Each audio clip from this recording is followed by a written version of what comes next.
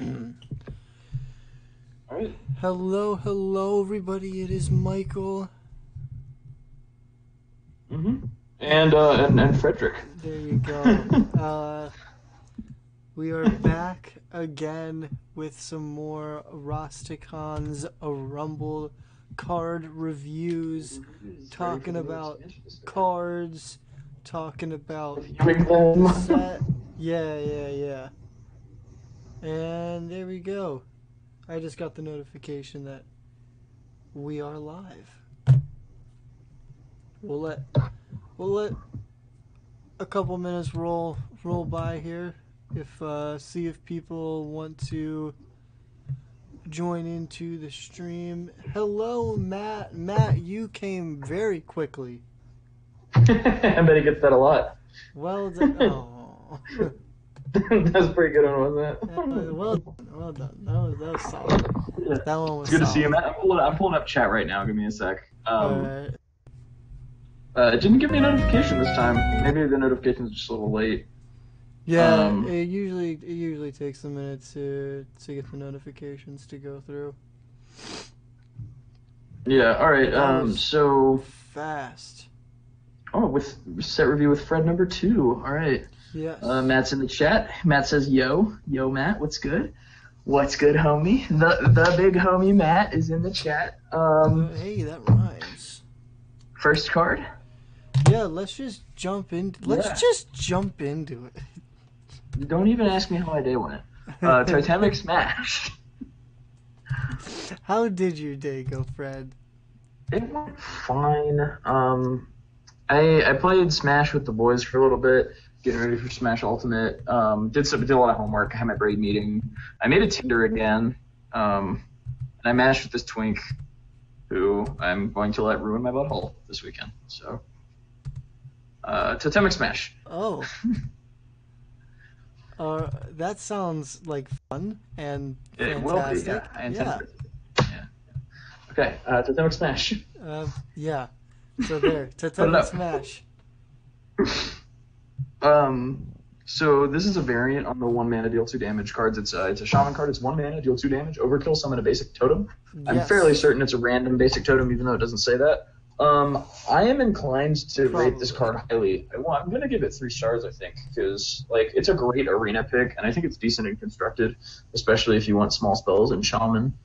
I'm never mad about a 1 mana to deal 2 damage. It's just early game removal, and killing a 1/1 with it gives you a free totem. So yeah, not horrid early game, but there's a lot better out there. Yeah, I think this is fine. Yeah. It does. It's in many cases you don't need the whole 3 damage from lightning bolt to kill something, and this doesn't overload. So I think there's something to be said for that. True. Even ignoring the second part of the text, just deal 2 damage for 1 mana.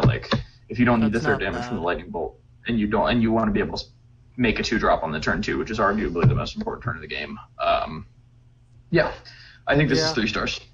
All right, that's solid. I would say 2 or 3 stars as well. This also has the ability to go face to finish out games towards if you draw a late game.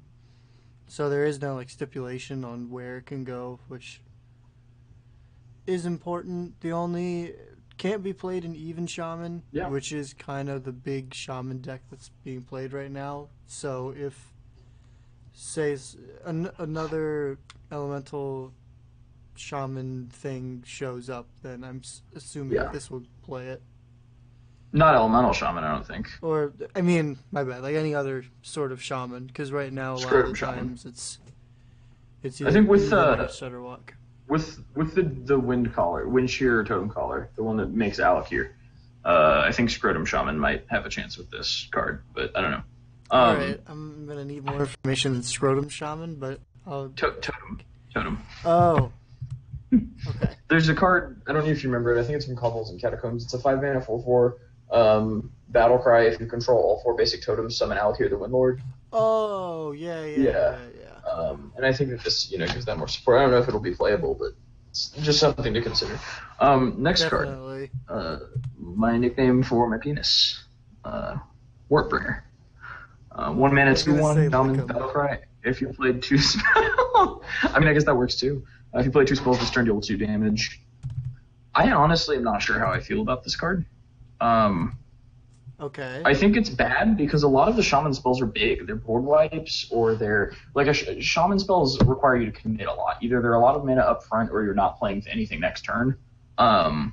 So I think that asking to play 2 in a turn for this small payoff is just not great. I'm gonna go ahead and hit it with 2 stars, but I want your take. All right. Because I could be convinced otherwise. So if you play 2, so I don't know. It seems like something else that can be put in. It seems like a worse eel, right? Yeah, vastly worse. Like I would agree with you there. A vastly worse eel that can be played in odd shaman, but I don't see why you would want to. Like I mean, the only thing that I could think of is if you play, 2 lightning strikes and there's still lingering. If there's still lingering stuff behind, you know what I mean? Yeah. I don't like it. I think 2 stars is. Matt says no. This is honestly just crap. Yeah. No, yeah, I don't think this is very good. I was trying to find it some sort of place to give. You don't have to do that. But no, it doesn't seem like there is any place that I can think of off the top of my head. Yeah, 2 stars. 2 stars is perfectly fair. All right. How do we feel about Rain of Toads? 6-mana shaman spell. 7/3/2/4 Toads with taunt. Overload 3. This is pretty decent, I think. I think this is a bad version of Ultimate Infestation, or not Ultimate Infestation. Spreading Plague. I'm going to. Okay, go on, but I will. It has Overload 3, and the bodies are worse. Like 1/5s, you have to trade.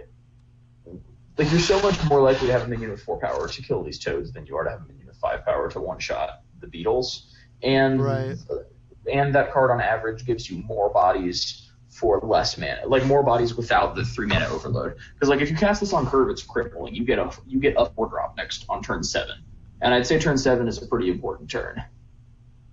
So, I will raise this one to you. I do agree that turn 7 is a pretty important turn, especially if you want to try to stay on curve. And not having access to all your mana that turn sucks. But this is a full Phantom Militia that triggers your Overload synergies. I mean, yeah, it triggers Overload synergies, so if you're interested in Overload synergies and you need anti-aggro tech, then that's fine. And I get that it's not fair to compare it to Spreading Plague, because Spreading Plague is one of the best cards in Standard, and not every card is going to be able to live up to that, but I just feel like 3/2/4s isn't good enough. This is barely better than Spirit Wolves, which is a 3 mana with 2 Overload. Right. In terms of the protection it gives you. I gotta say no to this. I got a hard pass. This is 2 stars, I think. Okay. And this is probably going to be the review that bites me in the ass in the same way that, like, Trump said that Carry On Feeder was 1 star. But I'm going to stick to my guns and say... Carry On Feeder was 1 star? Yeah, he said Carry On Feeder was bad. All right, then. But, no, I think that this card is going to see play. It's Overload synergies. It gives Shaman some sort of protection. It gives 3 bodies on the board for... Yeah, I think it's a good arena card, if that gives it any credit. But, yeah, I'm 2 stars. All right. I would say 3, maybe but 3 2 stars fine. Yeah, all right. How do we feel about Lickum? Kim. I can't tell. Lickum, probably. Okay. They can definitely name things whatever the hell they want at this point. All right. This reeks of spell damage clause, and those ruined a standard and got nerfed. So I gotta say, I think that this is. I think this was a mistake, honestly. I think it's ridiculous. Yeah. The one from it wasn't called that. It was the one from Jesus. What's the same expansion that had Tunnel Trug? No. It was from Karazhan. And it was the 2-mana 1/3 weapon, or it was 1 mana originally. It was a 1/3 weapon that had +2 attack while you had spell damage. Oh, dang. And this is basically that, but easier to activate, and for its post-nerf cost, because after they nerfed the claws, they were 2 mana. But the fact that that card still saw a healthy amount of play after it got nerfed, and this is better, I feel, than post-nerf claws. Like, just the fact that you get a 3/3 weapon for 2 as long as you've overloaded mana crystals, like, this is literally a better option than Lightning Axe, and Lightning Axe is definitely very high priority pick in Arena. Right. Yeah. I think this is definitely better than Lightning Axe if you're going to be playing this like an overload sort of deck, which right now like people are, just because like there's Thunderhead and there's a lot of overload synergies already, and so this just adds to that. So this kind of feels like it just gets slotted. This just replaces Battle Axe. Yeah. Or Lightning Axe pretty easily. Yeah, I think it's decent. Yeah, I'm gonna give it 4 stars. I was debating on 5, but I think I'm gonna give it 4 stars. Like, even knowing what Claws did, I think it's 4-star. Where is my... Matt says lick 'em, just don't know what to think. I think that's fair. Yeah. I don't know. It's interesting. It's also a 1/3 weapon for 2, which isn't bad as well. Right. So overall, it's just pretty decent. And then with the overload crystals, it's even better. Yeah. I mean, that's pretty fair. You ready to move on to the next one? Yeah, sure. I'm excited about this one because I love Elemental Shaman. August Slosher. That's a 3 mana 3/3 Shaman Elemental Battle Cry. Return a friendly minion to your hand. You get +2/+2. I think this card's good, but I think we've hit a critical mass of value in Shaman where this might not even be worth it. Like, obviously balancing like a Servant of Kalamos, a Hot Spring Elemental, a Fire Elemental, anything like that is great. Just because Elemental Shaman is so focused on battle cries. Balancing Kalamos, Primal Lord is obviously really good. I think this card's just great. But the question is, like, Elemental Shaman is full of great cards that generate ridiculous value. Yeah. If it doesn't get a card that helps it in the early game against aggro that's not called Hot Spring Elemental or Tar Creeper, does it need this other value engine? Because right now we're literally not even including many cards that provide ridiculous amounts of value. Like the one that draws a card when copied if you play an Elemental last turn, or the one that gives a minion +2/+2, and like you get to pick and choose from the large array of value cards for Elemental Shaman that, like, I don't know if this one is better than any of the ones that we're playing right now. It also takes up a 3 slot, which is a fairly important slot for An Elemental Shaman? Yeah, because you have Tar Creepers, you have Tar Creepers, you have Hot Spring Elemental. Right. Yeah, but that's just 2 cards. Yeah. Although you are playing 2 of each pretty hard. I don't know. I go back and forth on whether this is going to see play in that deck. I mean, I'm gonna test it for sure, but I'm not sure what I'm going to take out to test it, and whether it's testing it or full. Right. Only 5%. Are you good? Huh? Alright, never mind. There was a lot of movement sounds for a second. Oh, yeah, no, I moved the laptop briefly, but then I remembered that we're on a Facebook call for the stream that is going to fuck up, so I moved the laptop too much. So yeah, I'm comfortable giving this card 3 stars. We'll see what it does. Alright. Matt says, honestly, I kind of like this for Shudderwalk. That is a really good point. Yeah. Yeah, I think it'll definitely slot into Shudderwalk Shaman. I don't know if, like, I'm playing one Shudderwalk and Elemental Shaman, just it feels like Yogg. Yeah. I don't know. This is interesting. I don't know if I would slot it into Shudderwalk, though, because, I mean, like, return a friendly... Oh, but it also does return it to your hand, but you're usually running Grumble anyway, so do you want more stuff to get returned to your hand? I think that's a good point, but the fact that this can return an extra Shudderwalk to your hand, also battle cries occur in a random order, so this can be like an extra smaller Grumble. I don't know. I like it in I definitely think it's good in Shudderwalk Shaman.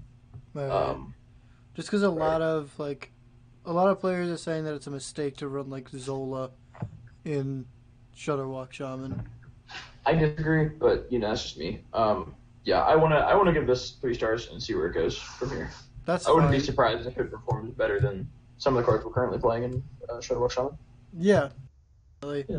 It might be Fungalmancer if anybody is still, because there's some people who are running Fungalmancer in that. Yeah. When I said Shutterwalk Shaman, by the way, I meant Elemental Shaman. I want to see if it replaces the cards we're currently seeing in Elemental Shaman. Yeah. I am a pretty big Elemental Shaman player, so I think I'll figure that out for myself. But only time will tell. Next card, Spirit of the Frog. Sure. 3 stealth for 1 turn. Whenever you cast a spell, draw a spell from your deck that costs 1 more. I feel like this is trying to be its own archetype, and I don't feel like it's going to be very good at that because it doesn't. This isn't enough support for like its own archetype, and like Spell Shaman isn't good. And then you can look at playing this in Elemental Shaman, but Elemental Shaman plays like 6 spells, and they all either cost 4 or 2. And then Shutterwalk Shaman doesn't want this, obviously. So I just think it's going to be homeless for a little while until Spell Shaman becomes a thing, because they'll probably support it in the next expansion if they really want people to play it. But yeah. I don't see this being very good. I'm going to give it 2 stars. The only reason I would not give it 1 is because you could build around it and have a decent like tempo deck, but yeah, no, people are saying that this is the perfect card that if Tempo Shaman were to exist, this is the reason why. Just because you can go into, like, you can start turn 4 and just have a crazy chain of events. Yeah, this just feels like an Arcane Denial you have to jump through hoops to get. Or not Arcane Denial, Arcane Intellect that you have to jump through hoops to get. Yeah, because it's going to draw cards, but it doesn't even feel like tutoring because you have to have the card to draw off of anyway. Like, yeah, I don't see this being good. I'm going to give it 2 stars. Alright, that's fine. Yeah. Next card? Yeah. Big Bad Voodoo. This card has kind of split. This card has kind of caused a schism. A lot of people think it's bad. A lot of people think it's good. I think Silence is running around. It's a 2-mana spell. Give a friendly minion Death Rattle. Summon a random minion that costs 1 more. It's better than an Evolve if the minion doesn't get silenced. Or it's actually... I want to point out that usually you're going to cast this on something you're immediately going to trade. So it's like Evolve plus a kill spell in that sense, and that feels really good. Right. I mean, it's so not... I think I'm giving this 3 stars. 3 stars. Alright. It's not... You're going to say it's not something. Yeah, well, I mean, it's not necessarily... It's...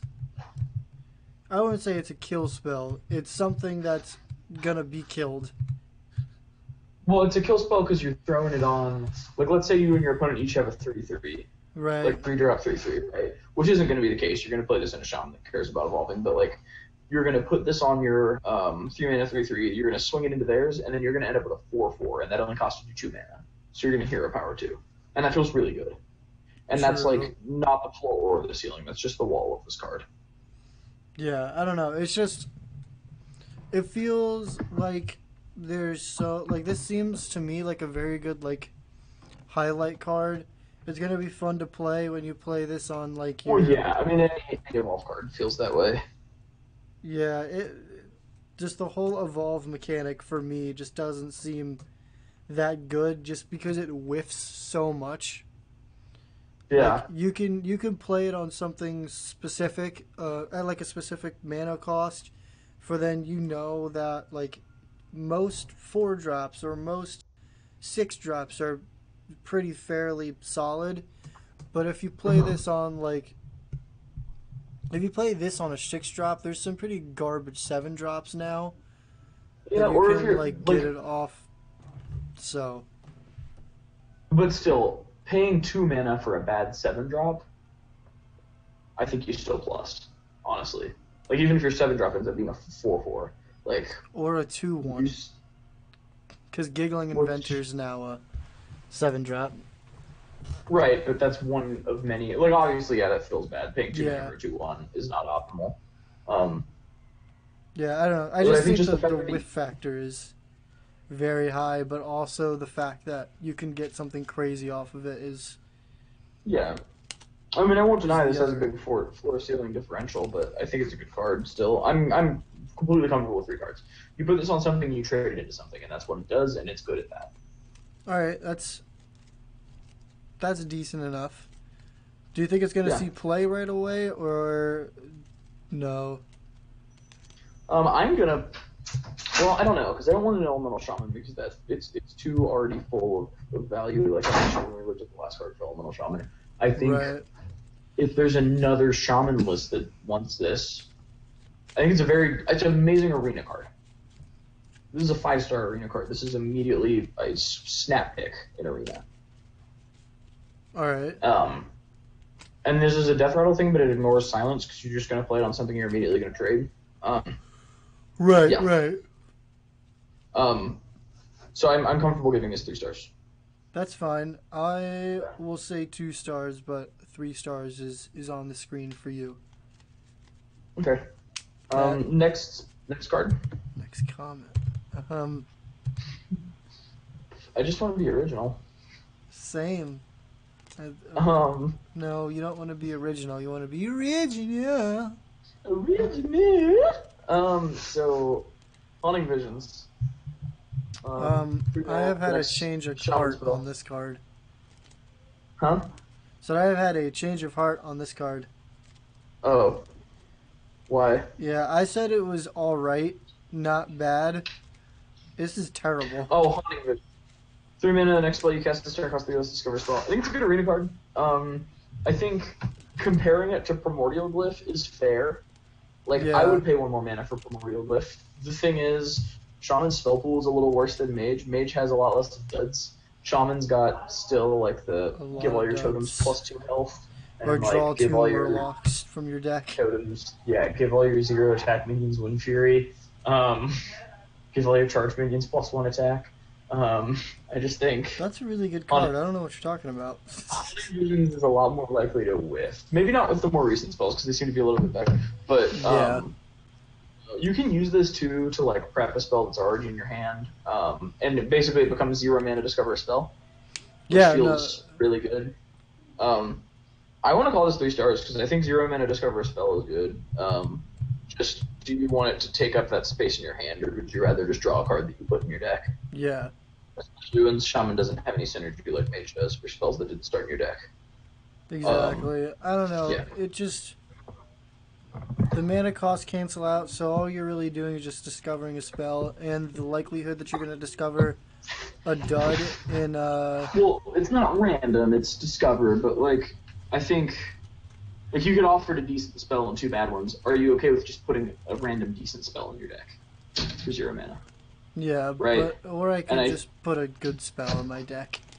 Right, but that's also assuming that you even have a 3-drop that you want to cast for free after you play this. Or like on turn 5, you want to play this and then Volcano, and you're going to be happy with whatever you got off this. It's not a guarantee. So 3 stars, I think, is fair.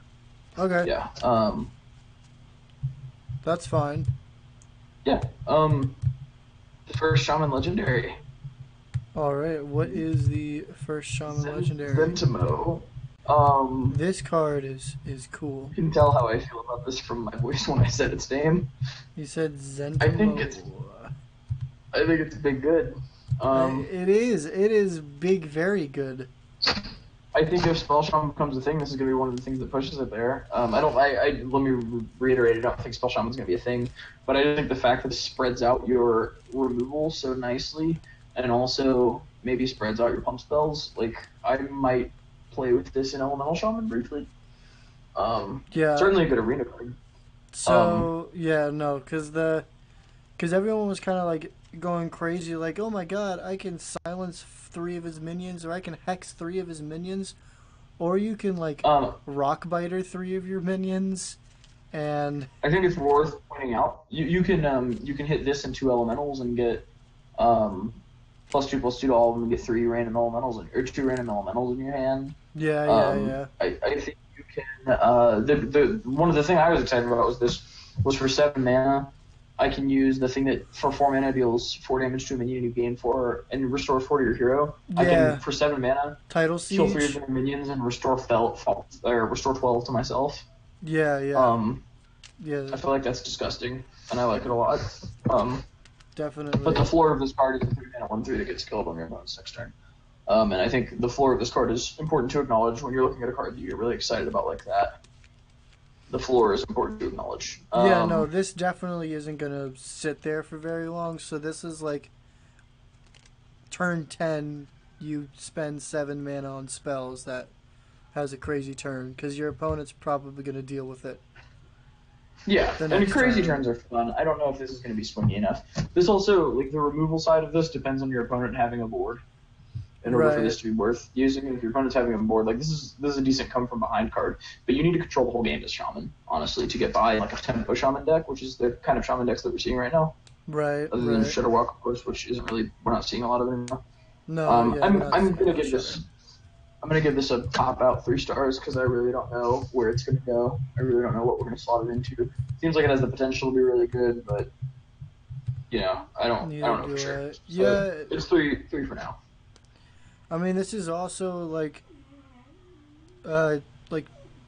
you can Bloodlust 2 Rockbiters, and Bloodlust 1 Rockbiter, and then that's like a huge board swing.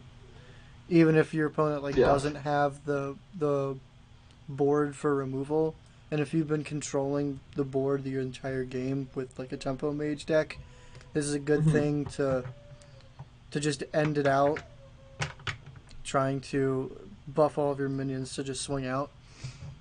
Yeah. So I think it's going to be really good in Tempo Mage to finish games. Yeah. Tempo Shaman. Or yeah, Tempo Shaman, my bad. To finish game. If this is a Mage Legendary, I'd be 5 stars. Yeah. I would like Big to fireball. Yeah. So the next Shaman Legendary, the Loa for Shaman. It's the big frog boy. He looks absolutely Frog was disgusting. a frog. Uga Chaka Zuma. Yeah, 6 mana 4/6 Battlecry. Return all spells that you played last turn to your hand. I think this is a good card. I think, especially if you're in the 10 mana turns, like the very late game, and you like Volcano and then bring back your Volcano, or just if you have a turn where you go double the Shaman prep that we just reviewed that we said was bad. Haunting Visions. You double Haunting Visions. Yeah. You double Haunting Visions, maybe play the cards that you got off of them, and the next turn Krogwa and you get 2 Haunting Visions in your hand. Feels really good. This feels like a greedy value card because it doesn't really commit big stats to the board for late game. It's under you play very late in the game, and I don't like that if it's against a control deck that's dropping their threats at this point in the game, but I want to give it 3 stars. 3 stars? I mean, I'm sure that there is going to be some sort of weird combo with this, I think. Yeah. Just because you're going to end up, like, drawing out some... You're going to be playing a bunch of crazy cards, and then you're going to get something... I don't know. I feel like there's going to be some sort of combo with this. This is no Yogg Hunter, but... Right. It'll do. Yeah. Next card? Sure. It is... I don't know where this is going to... A lot of the Shaman stuff isn't going to fit very neatly into what we have right now. Yeah, like it feels like they're trying to carve out a new niche for Shaman, and I think that that's fine since Elemental Shaman is so good. And, it's not rushing until next set, so we get at least 3 more months with really good Elemental Shaman, and I'm happy with that. And then we get worse Elemental Shaman because Kalamos is rotating and Hot Spring Elemental, and we're losing one of my favorite decks.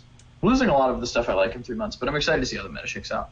So, I'm not quitting Hearthstone right now. No, we definitely need to see some sort of change. And I think this rotation will bring it. Yeah, I think that's fair. So next we've got Reckless Dire Troll. Yeah, we switched classes, didn't we? Yeah, it's Warlock cards now, because the legendaries are always last. Yeah, Warlock and Reckless Dire Troll. Do you want to read this one? Yeah, sure. This is a 3-mana 2/6 minion with Taunt. Battlecry, discard your lowest costed cards. I'm excited for this Warlock set just because I think that discard Warlock is going to be really interesting to try to make work. Mm-hmm. And these discard your lowest costed card effects are definitely going to be the key parts to it, to basically make that work, because it's reliable, or not reliable. It's predictable discards, which we haven't really seen before. So you can play your hand out to where you can control what this discards, which is what's going to make discard Warlock work, if it does work. Finally good. I like the change. I think, like, making sure that the lowest cost minion in your hand is, never mind, Dish Elemental rotated, or Silver or Golden rotated. So I think this is alright. In Arena, discarding the lowest cost card is going to have a lot less of an effect, and I like that. Clutch Mother's Office is the thing that I would pay attention to these discard lowest cost card things with. The 3-mana 2/2 from Journey to Ungoro, that whenever you discard it, return it to your hand and give it +2/+2. Definitely. That makes this good, because if this is the only other 3-drop in your hand and you play that, drop Clutch Mother's Office and you got a 3-mana 4/4 in your hand, and just do that again later in the game, because there's multiple cards in this expansion that we're going to spoil. Discard your lowest cost card from your hand, so I think that this has potential for sure. I think it does for sure. I think it'll be fun. It'll definitely be interesting. Also, 2/6 for 3 isn't that bad either. Right, yeah. 2/6 for the taunt. I think those stats are decent. It's going to block something. Definitely. I'm not terribly excited about a lot of the Warlock cards, I'll be honest, but I mean, it has potential. It'll be interesting to see how the Warlock decks shape out with all these new discard mechanics and all that. Yeah, I would say 3 stars. I think that I gotta go with 2. 2? I just don't think these stats are good enough. Yeah, but we'll put 3 stars. I'm leaning closer to 2 than 3, but 3's fine. Next card. Sense. Yeah. Yeah, Blood Troll Sapper. 7-mana 5/8 Warlock minion. After a friendly minion dies, deal 2 damage to the enemy hero. I like this. I think it is good, and I think it is a good card, and I think it is good. I don't think it's good enough. I don't think it fits well enough into any existing Warlock archetypes to really be considered.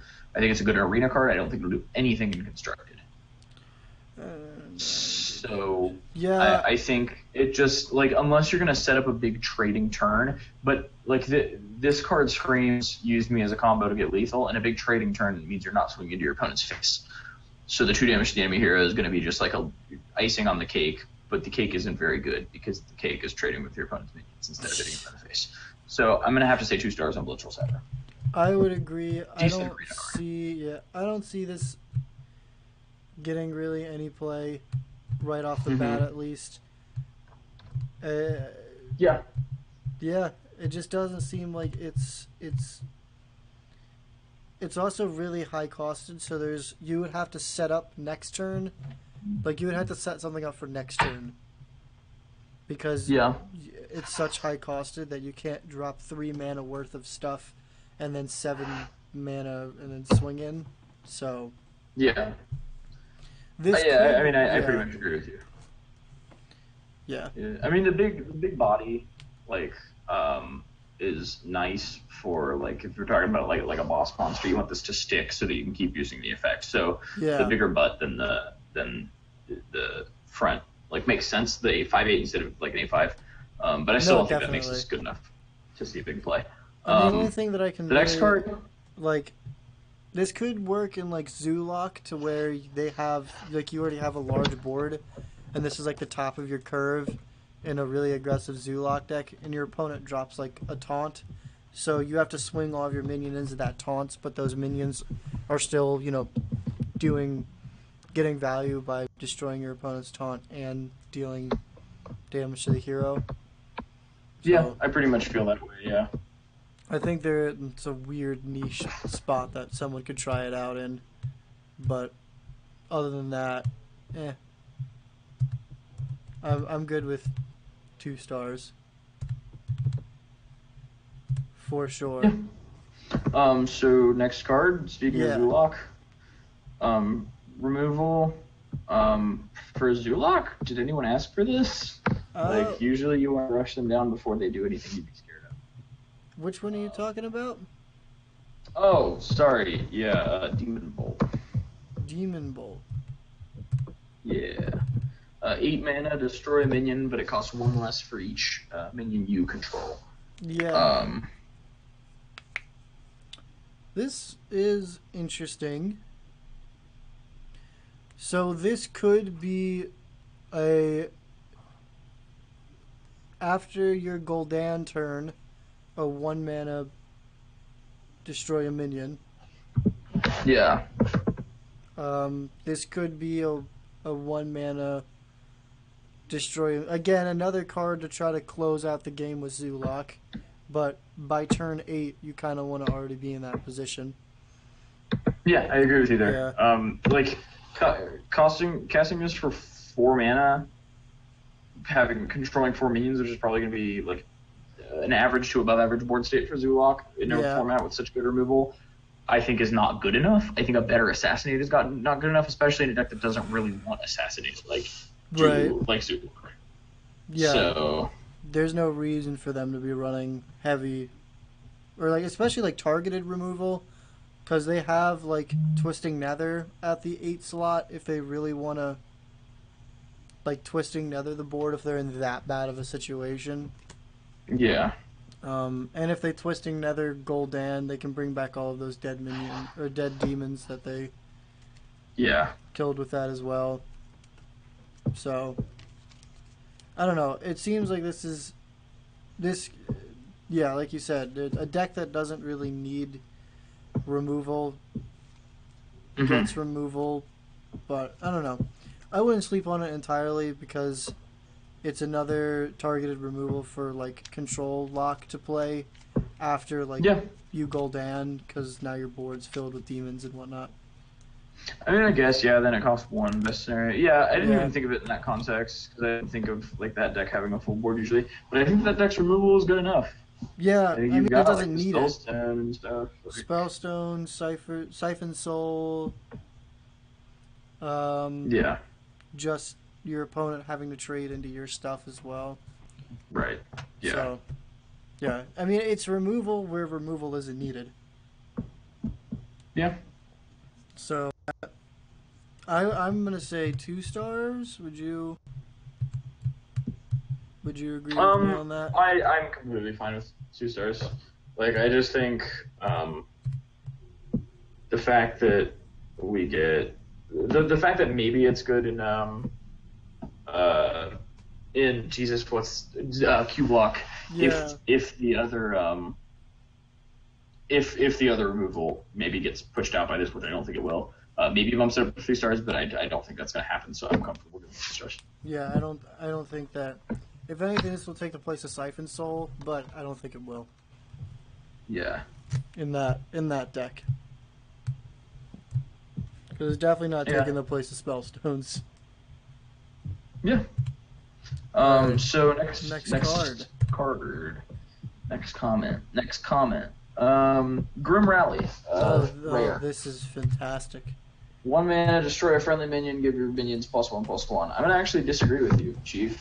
Okay. Yeah, so we have had Market of the Lotus in Standard, and it was good in Token Druid, but Druid at that point had a better go wide token strategy than Zulok has right now, and they didn't have to sack a minion to do that. The wrong context. Okay, right. But Zulok is not as good as Token Druid was at that point, and they got that card without the destroy a friendly minion caveat. It was just pump your team. I don't think you play this in Zulok. Okay, Q block. I think that this replaces, or I think this is another Dark Pact. I don't think you want another Dark Pact. I think you just want the 2, and barely even. Like, a lot of people just playing 1. And I don't think this effect is better than gaining 4 life in Warlock when you're trying to dip to a low health range. Right. Well, no, I'm just saying that this is I don't know. You could play this in Zoo, which would make sense to buff your minions, but you don't want to lose board state in that sort of deck, so you don't want to sack a minion.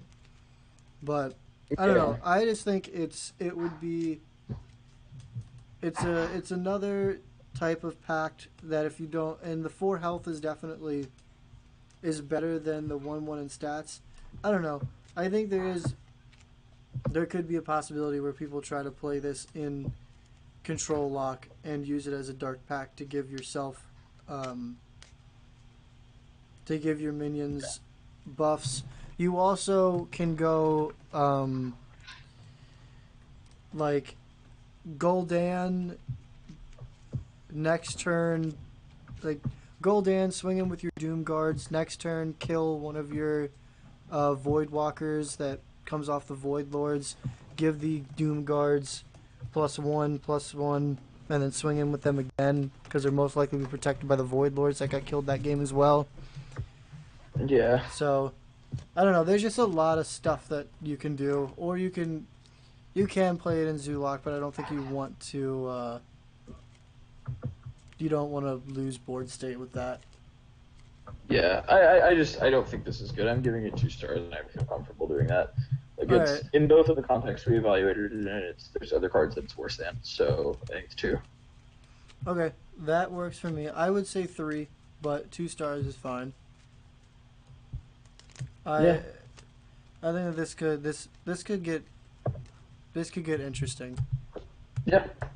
So Shriek, the next card, and it's another one with that discard your lowest cost card mechanic that is like, I guess, a fixed version of the discard mechanic that used to just be random. Yeah, I mean it's more controllable now. Yeah. So it's 1 mana, do that, and then deal 2 damage to all minions. I think it's good. I also think it's pretty good. Yeah. I don't know, like it's if you draw a second one of these, then you can't make sure you discard Clutch Mother's Ravis with this, and it's also just irrelevant in so many matchups. Like control priest. I don't think this is a 2 of.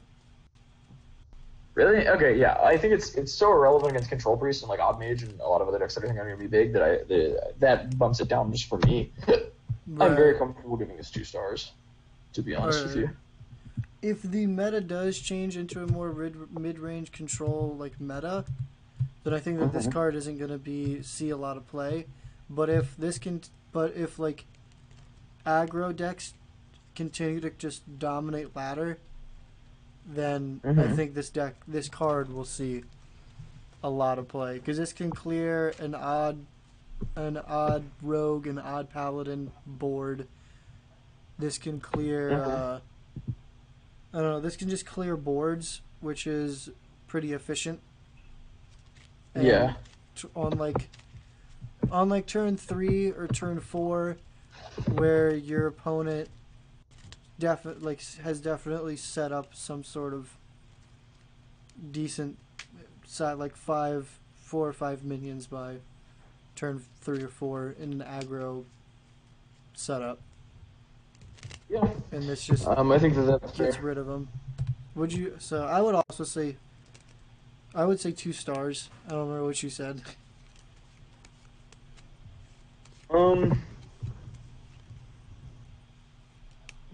I think 2 stars. Yeah.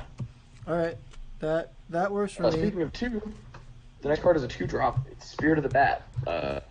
Yes. 0/3, stealth for 1 turn, like the rest of the spirits. After a friendly minion dies, give a minion in your hand +1/+1. This card's awful and bad and terrible. All right. I do not think that this is going to see any play either. Yeah, no, this card's terrible. It's so understated. Hand buff is not supported in Warlock. I think it's just terrible. Yeah, unless... Because this is supposed to go with Hyreek the Bat, which, spoiler alert, that's the low for this, for Warlock. But I don't think Hyreek the Bat is going to see any play because the whole hand buff Warlock doesn't have enough stuff to make it worthwhile yet. And if they release more stuff in the next set that has more hand buff Warlock stuff, then potentially that could turn into a deck. but I don't think it's good in this standard environment right now. Yeah. I would say 1 star because I just don't see. I don't think that anybody's gonna. I mean, some people are gonna try to make Hyreek the Bat work, but I don't know. I don't think it's going to. Yeah, no, this card's terrible. 1 star. And I've now officially given more 1 stars than 5 stars in this review so far. Yeah, no, I'm not impressed. I think this card's bad. No, it's probably the worst spirit. Oh, we gave one of the other spirits 1 star. We did. That was the druid one, which is also not very good. Yeah, hence the 1 star. Yeah, just trying to make that clear. Yeah, next card. Yes, the 6-drop or the 8-drop? The 6-drop, Soul Warden. Alright, cool. Yeah, no, this is bad. This is a bad card. Interesting. Unequivocally. Oh, wait, no, I thought we were still talking about the bat thing. My mind's not there. Okay, no, this card's good. Yeah, I was gonna say, I'm gonna disagree with you on that one. I'm gonna say this card. 6 mana 6/6, a little bit worse than draw 3 cards, I would say. Is it though? Because you are tutoring your discards now. I wouldn't go so far as to say that. Okay, well, you will have more control over your discards now. Yeah. With some of the cards that you're playing. I don't know. I think this is really good. I think that this is 3 stars. This is discarding. You get yourself another troll champion, or you get yourself another one of the 2 mana or 3 mana 2/2 Ungoro card, which I cannot remember the name of. Yeah. This gives you, I don't know. This just can give you back a lot of value if we're gonna try to make discard Warlock work. Yeah, and I think that this is okay. Yeah, I think 3 stars is fair. I think it's good. Yeah, I mean, I think it's a better Dinomancer because it gives you more cards. And it's a battle cry, not the death rattle. So Dinomancer only gave you one card back, and it was susceptible to silence if your opponent wanted to use their silence on it. So I think this card. Oh, excuse me. I think this card's going to see a decent amount of play because people are going to try to make quest discard Warlock work with this new discard effects. Yeah. Yeah. So I think 3 stars is good. Yeah. So next epic wood contract. I think this is laughable. I think 8 mana do nothing is funny, and bad. Oh yeah, no, this was spicy. This was real spicy. People were saying, well, this can be put into a Mechathune after you draw on all of your combo pieces. But by that point, why are you going to play this if you've already drawn all your combo pieces? Yeah, I think that's about right. I just think this is bad. I don't. Do we see, like, do you have any out there ideas on how somebody would use this? On how what? On how somebody would use this in a deck, because I do not.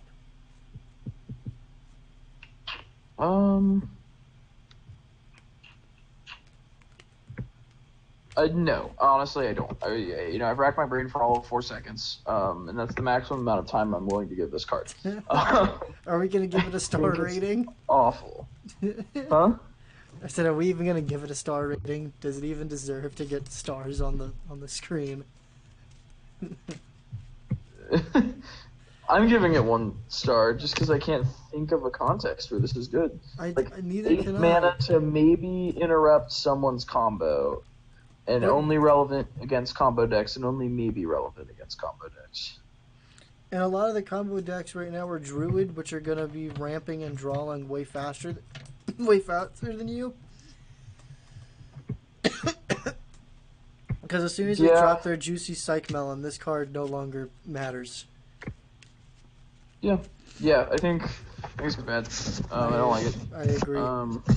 This can be 1 star for me. Agreed. Mm-hmm. So now we're into the... Let's go over the Loa first, because I'm not excited about it. Wait, you want to go over the Loa first? I mean, or the Troll Lord. Wait, do we have another Let's epic? do the Troll Lord first. Alright, I like to click. I think the higher the cost of the card, obviously, the less likely it is to be the lowest cost card in your hand, because that's how math works. Right. So it's less likely to get discarded by the new discarded cards. But if you're playing a lot of high curve stuff, and if you happen to discard this, obviously it's great. Yeah. But also, you're just adding 2 mediocre cards to your hand. Because like a 3/4 Taunt Lifelink for 4, obviously it's good if you're losing, but it's basically irrelevant if you're winning. Right. Like you gotta invoke Quadrant Theory here, and think about what quadrants this is good in. Okay, what quadrants are these good in? Losing the game and stalemate. Not even stalemate, just losing the game. This is good in 1 quadrant. Do you know what Quadrant Theory is? What? Do you know what Quadrant Theory is? No. That a card can be evaluated by when it's good in the game, and the 4 quadrants are setup, stalemate, losing, and winning. Right. And that's a basic overview. Quadrant Theory is obviously incredibly complicated, but one of them is... But like if this card is literally only good when you're losing, and not in any of the other 3 quadrants, it's kind of bad. yeah. For constructed, which is the only time that you would actually play this, because you can actually build it. You can't actually build around it in arena. So I think if we're invoking Quadrant Theory here, which I think is sound, it's bad. Yeah, I mean, I don't know. This seems. I think that discard Warlock is going to be fun to play. I think this will... Because, if you discard this card, you get 2 of them back, and also the epic that gives you back 3 more, 3 cards, also gives you another copy of this back. So you can get... Once you get, your 5th High Priestess Jalek, or Jalik, however you pronounce it. Jeklik, there you go. Once you start getting to 4 Jekliks and 5 Jekliks being played, I think it starts to get ridiculous. Yeah. And I think that you could potentially do that pretty consistently if you build around the fact that you want this to be the lowest card in your hand. Yeah, but then you still have to play cards that cost less than 4. Yeah. Or you're just not going to be able to do the thing. No, definitely. Yeah. So, I would give it 3, but I'm going to guess you're going to give it 2. Yeah, I think 2 is completely fair. Just because of, I think Quadrant Theory is kind of the end-all be-all of evaluating cards. And, I don't like to bring it into Hearthstone because it's a little bit too complicated for Beast Hunter brains, but, No, I figured it out. I don't think you did. There's Marshall from Limited Resources, Marshall Sutcliffe, has released at least 10-hour-long podcasts getting into Quadrant Theory. Jesus. Yeah, it's a really complicated thing. Harik, that's terrible. I think we agree on that. Alright, let me just throw it up on the screen. Throw it up on the screen real quick so we can laugh at it. It's 1 star. The fact that they tried to make hand buff, even if you get to 3/3, 8 mana for a board full of 3/3s that dies to a board wipe every class has access to is still laughable. Yeah. Yeah, no, this is terrible. You would have to play Get it out of my face. You would need to play every single both soul, whatever those things are called, the soul infusion. You have to play both your soul infusions on this, and get a couple ticks off of your spirit to hit this miraculously. Yeah. For this to be even, for this to even not die to AOE effects. Yeah. All right. Well, Warrior. Let's not give this any more time of day. Yeah. Warrior next. Next class. Yeah. Devastate. I think this is really good. I don't think it quite replaces pre-nerf execute, but it comes real fucking close in terms of how useful it is in the early game, which is, to be fair, not always when you would use execute, but when you need execute to be 1 mana, it was in the early game, and that's what this is, and I think it's good. I think this card's great. I'm very comfortable giving it 4 stars. 4 stars? All right. Hey, Matt. Matt says he's back. Hello, Matt. Hey, Matt, what's up? Welcome back. We missed you. I don't actually have the chat open right now because my phone is dying. That's unfortunate. But I will open it up again. Yeah, I think this is 4 stars. This is really good. Yeah, I'm comfortable giving this 4 stars. This is great. This is kind of like pre-nerf execute. It's pre-nerf execute in the way that pre-nerf execute. I didn't know that execute ever got nerfed. It's always been 2 mana. What are you talking about? No, it was 1 mana until Karazhan, I think. Yeah. Oh, okay. Yeah, it was a sad nerf. It was a nerf that I still don't agree with. But yeah, Devastate is pre-nerf execute for when you need pre-nerf execute, which is early game. So 4 stars for sure. Next card. Yes. Yeah. Dragon Roar. Now we're getting into the Dragon Warrior card, boys. Yes. I am very excited. I love dragons. Unfortunately, Netherspite Historian is no longer with us, so playing a dragon deck won't feel like a dragon deck, but close enough. This is almost as good as draw 2 cards. Like, it's not draw 2 cards because you can get bad dragons. Yeah. Bad dragon build. So you can. God damn it. You can bad dragon dildo. But that's not good. I think the fact that this also puts 2 things in your hand that trigger if you're holding a dragon, conditionals, I think makes this card worth playing at 2 mana. Yeah, I like it a lot. So you're gonna say 3 stars? Yeah, I think 3 stars. I think there's better synergistic dragon cards for Warrior, but I'm definitely okay giving it 3 stars. All right, I think this is gonna be pretty good. It gives you, it just gives you random dragons, and again, it's random, so the ceiling for this card is exactly the 2 cards that you needed, and the floor for this card is. I got my dragon triggers off. 2 of the 4 mana 3/4 that buffs your weapon or something. Yeah. Ew, that exists. Yeah, it's a terrible dragon from Frozen Throne or something. I think the ceiling for this card goes up after Frozen Throne. No, but then we lose Primordial Drake. We also lose. When do we lose Yashara? Yeah, well, the other cool thing... No, we don't lose Yashara. She's classic. Here's the other thing, though. This card is better in Wild because you have the chance of getting Draconid Operative and Warrior, because this is random dragons, so this can be other classes of dragons. I think that's something that's mildly important to point out. It'd be really cool to get... It'd be really cool to get the Hunter Legendary Dragon off of this. Oh, the thing that doubles the... that'd be really cool. That would be that a lot. Fantastic.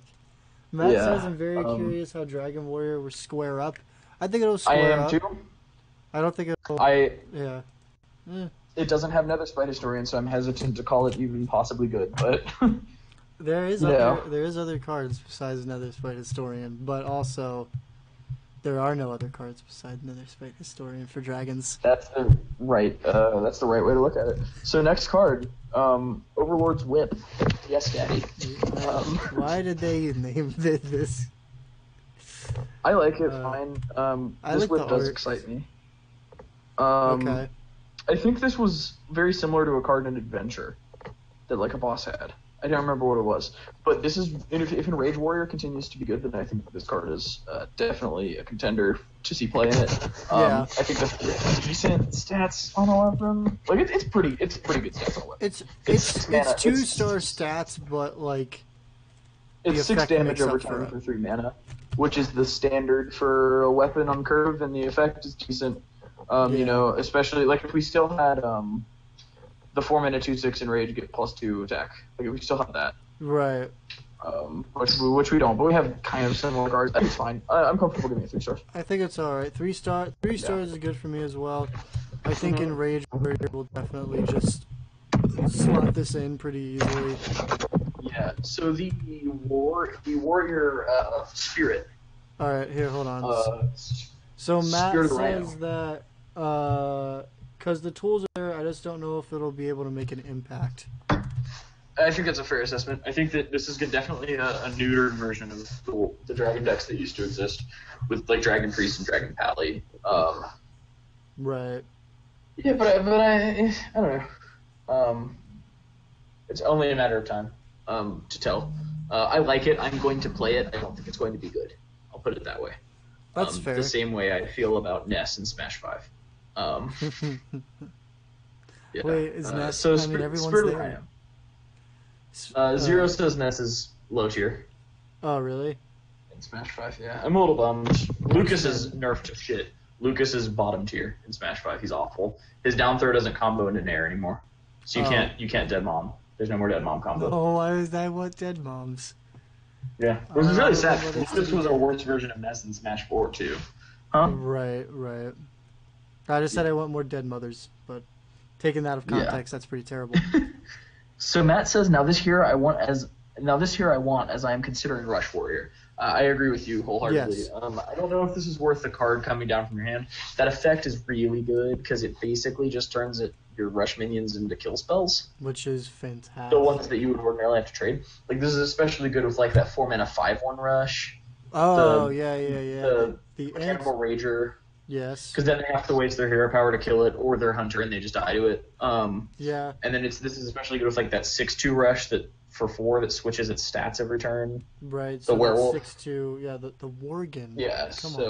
That turns that into a fireball that leaves behind a 6/2, which is really good. Still the best card ever released. I'll give you that. Whatever.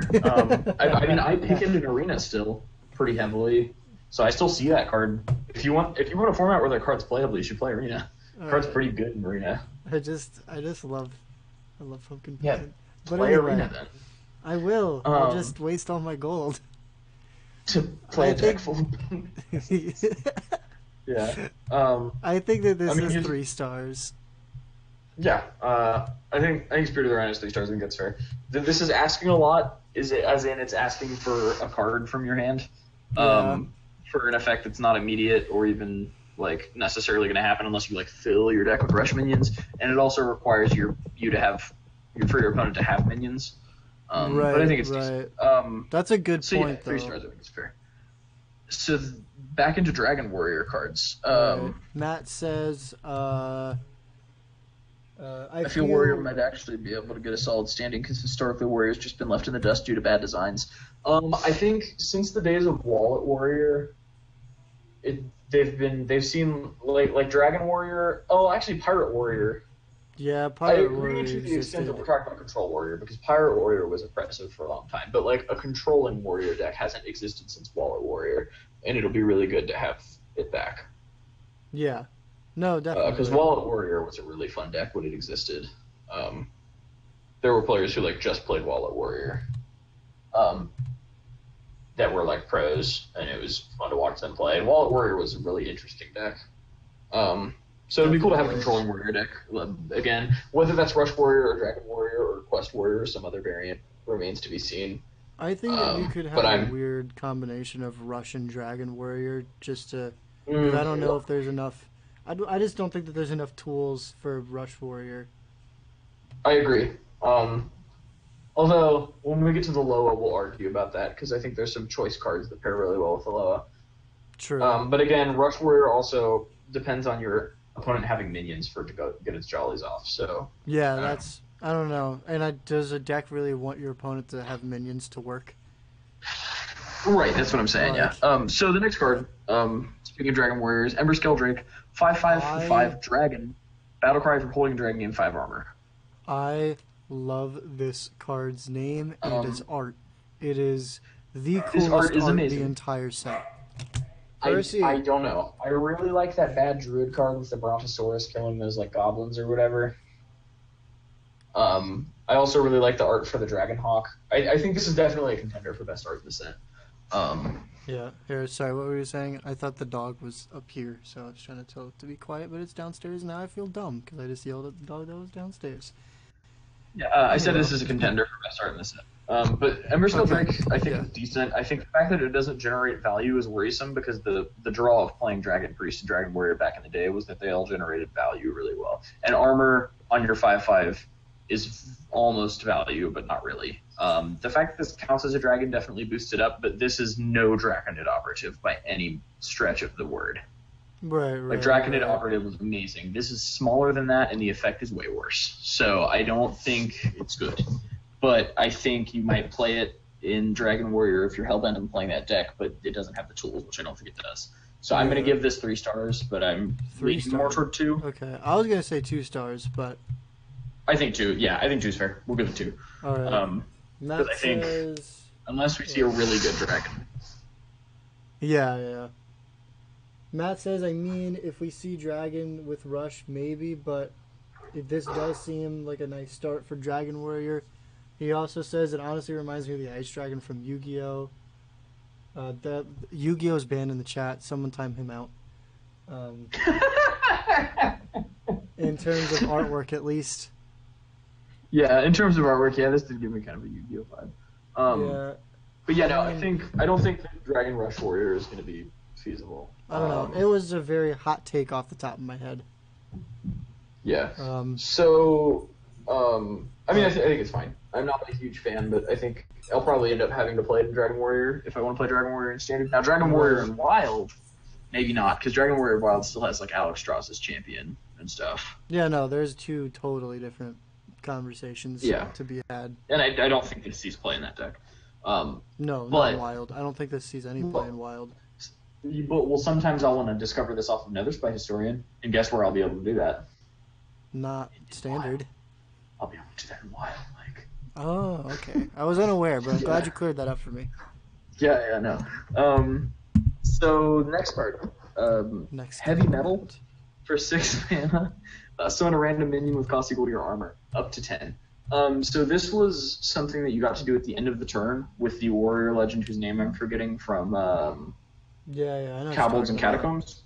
Yep. I don't think I'd pay 6 mana for this. Like at best, I'm paying 6 mana for a 10 drop, but you're gonna have 10 armor when you play this so infrequently. If this was a Paladin card, then drop that Paladin legend that makes all your health armor and then play this. Yeah. I mean, also, this can't be played in Odd Warrior, which is where you will have ridiculous amounts of armor. So... Yeah, I guess. Odd Warrior is where the crazy armor stuff comes from, and this is a 6 cost. So, some people were saying that this card would actually be better if it was 7 costed, because you could play it. You had the option to play it in Odd Warrior. Would you want to? Probably not, but you could. Yeah. Matt says, and another attempt at making armor into functional mechanic.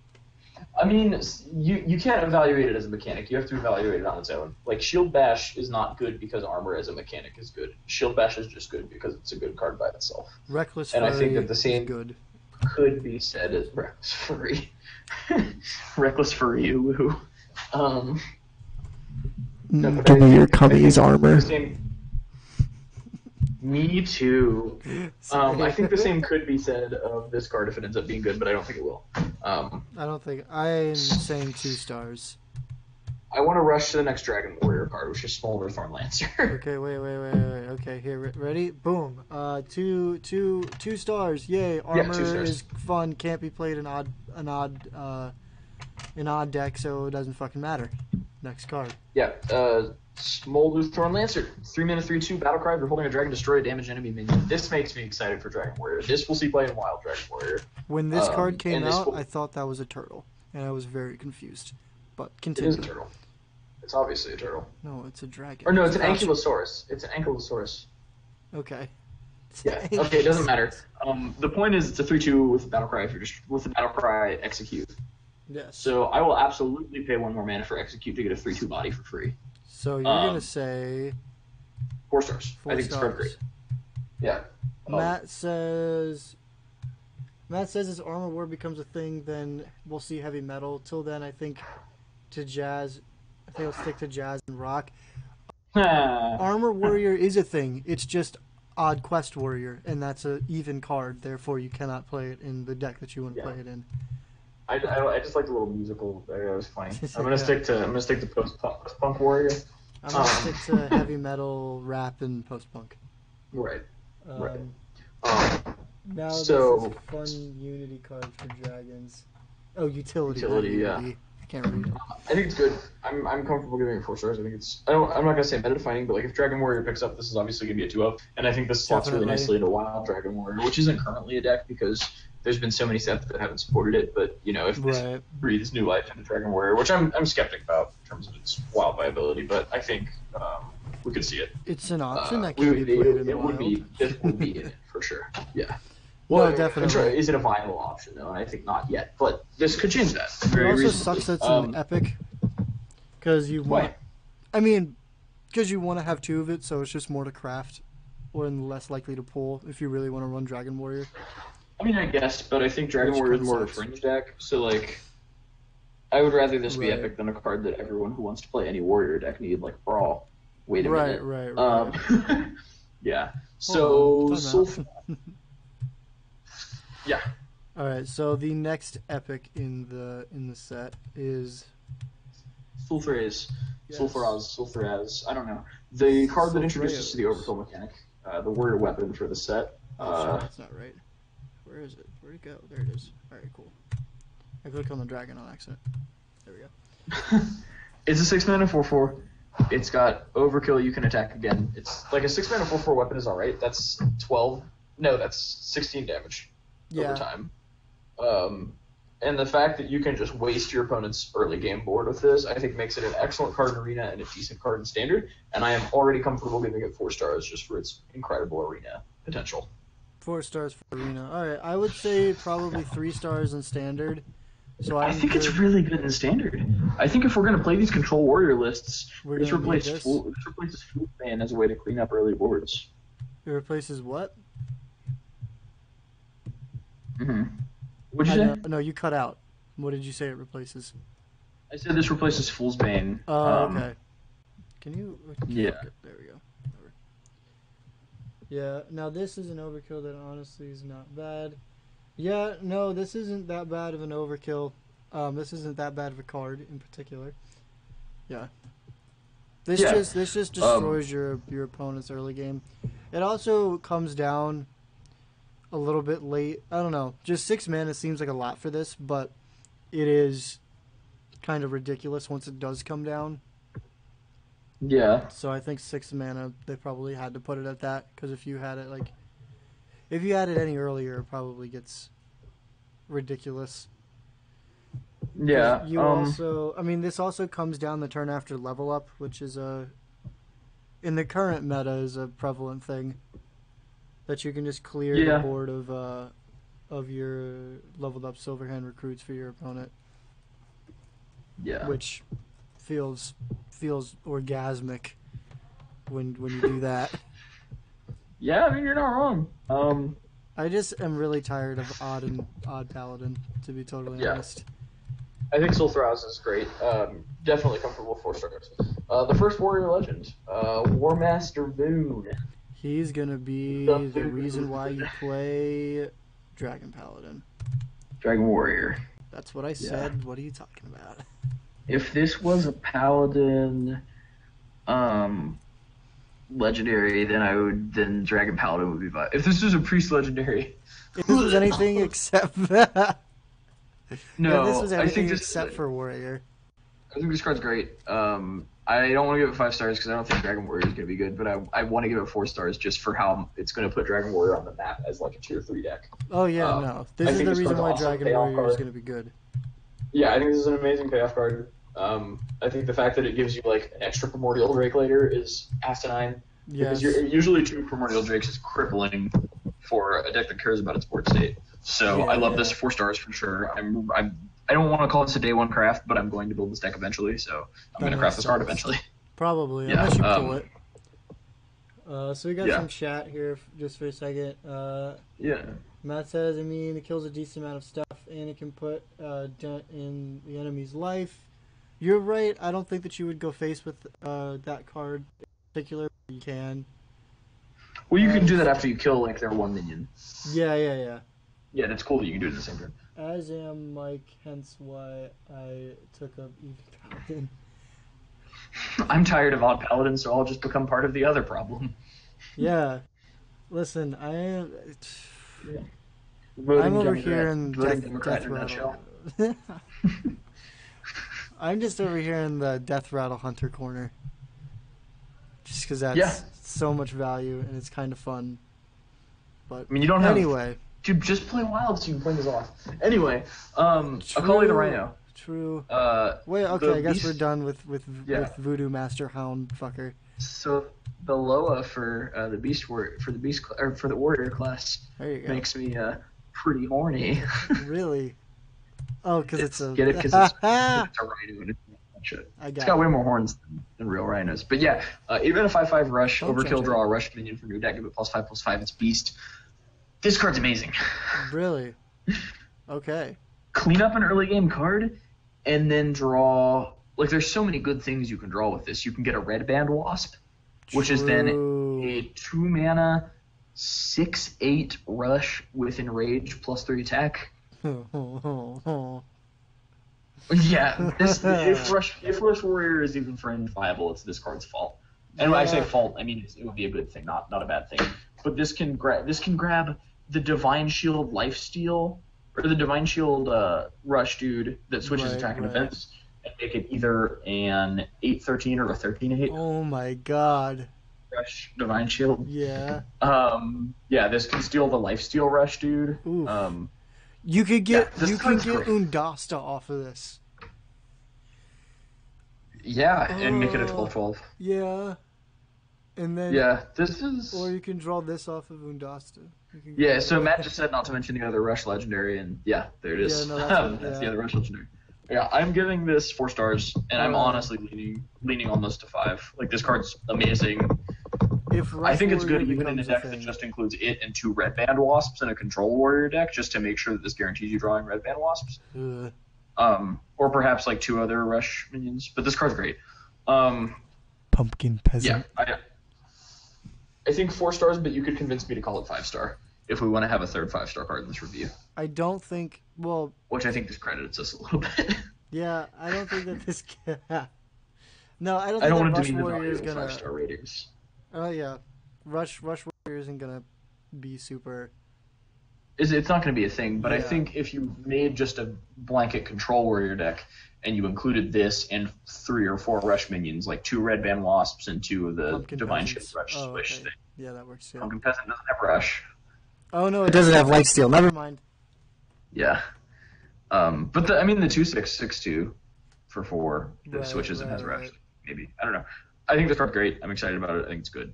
I mean, yeah, that sums it up. Matt says the only way this card could be better is if it had Wind Fury. Actually, I think if it costed 6 or 7, that would make it better. But yeah. I think this can pull. Less. This can pull the 6-mana 4/4 that gets with rush that gets +2/+2 whenever it kills something. Darius Crowley. This can pull Darius Crowley. This can pull Darius Crowley. I don't think it's that great. I don't think that makes it that great. I don't know if you would play Darius Crowley with this, but yeah, 4 stars leading for 5. It's a great card. I mean, it's a. Are you ready to go to the neutrals? So it could go into rush. Yeah, here we're about to dive headfirst into the pile of shit that is the neutrals. All right, Gurabashi Chicken. It's a bad card. Next. Do we want to? No. Did you see Crip's review on it? What did he say? It was so funny. He was like, the chicken cards are sometimes funny, and I get a chuckle out of them, but this is unnecessarily awful. He was just like, sometimes I get a chuckle out of the chicken cards, but this just is fucking unbearable. I mean, it reminds me of Charging Badger. It was a magic card. It was a 1 mana 1/1 with trample for green. I think this is similar to that.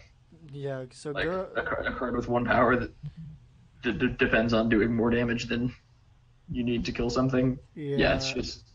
Yeah, I'm not even putting Gerb. Okay, look, ready? Gurabashi Chickens on the screen. Look, it gets a 1 star. Yeah, it's 1 star card. Terrible. Moving on. Helpless Hatchling. I think this card's terrible. I would One agree. mana Death Rattle will reduce the cost of a beast in your hand by 1. I think the Death Rattle Hunter that's mid-range does not give a shit about reducing the cost of a card in its hand by 1, especially at the cost of having to drop a card from its hand to play a 1 mana 1/1. Exactly. One Hunter is already so strapped for removal, so strapped for card draw. So 1 star. Yeah, it's awful. So there you go. Wait, hold on. There we go. 1 star, helpless hatchling, not very good in anything. Death Rattle Hunter or Beast Hunter, you don't really need to. You don't really need to reduce the cost of anything. Yeah. Yeah, it's bad. Next card. Next comment. Now we're going to rapid fire. Serenite Taskmaster. Serenite Taskmaster. Serenite. No, it's Serenite. Serenite Chain Gang. Serenite Chain Gang. All right. It's named after Yogg Saron. Oh. Yeah. Well, then I'm pronouncing Serenite Chain Gang wrong for like 2 years. Yeah, I don't do that anymore. A little bit. Also, it hasn't been 2 years. Oh, yeah, I was in Louisville when Frozen Throne came out. I didn't know you. Yeah. So, like, almost 2 years. Yeah. No, okay. I've been pronouncing it wrong for 2 years.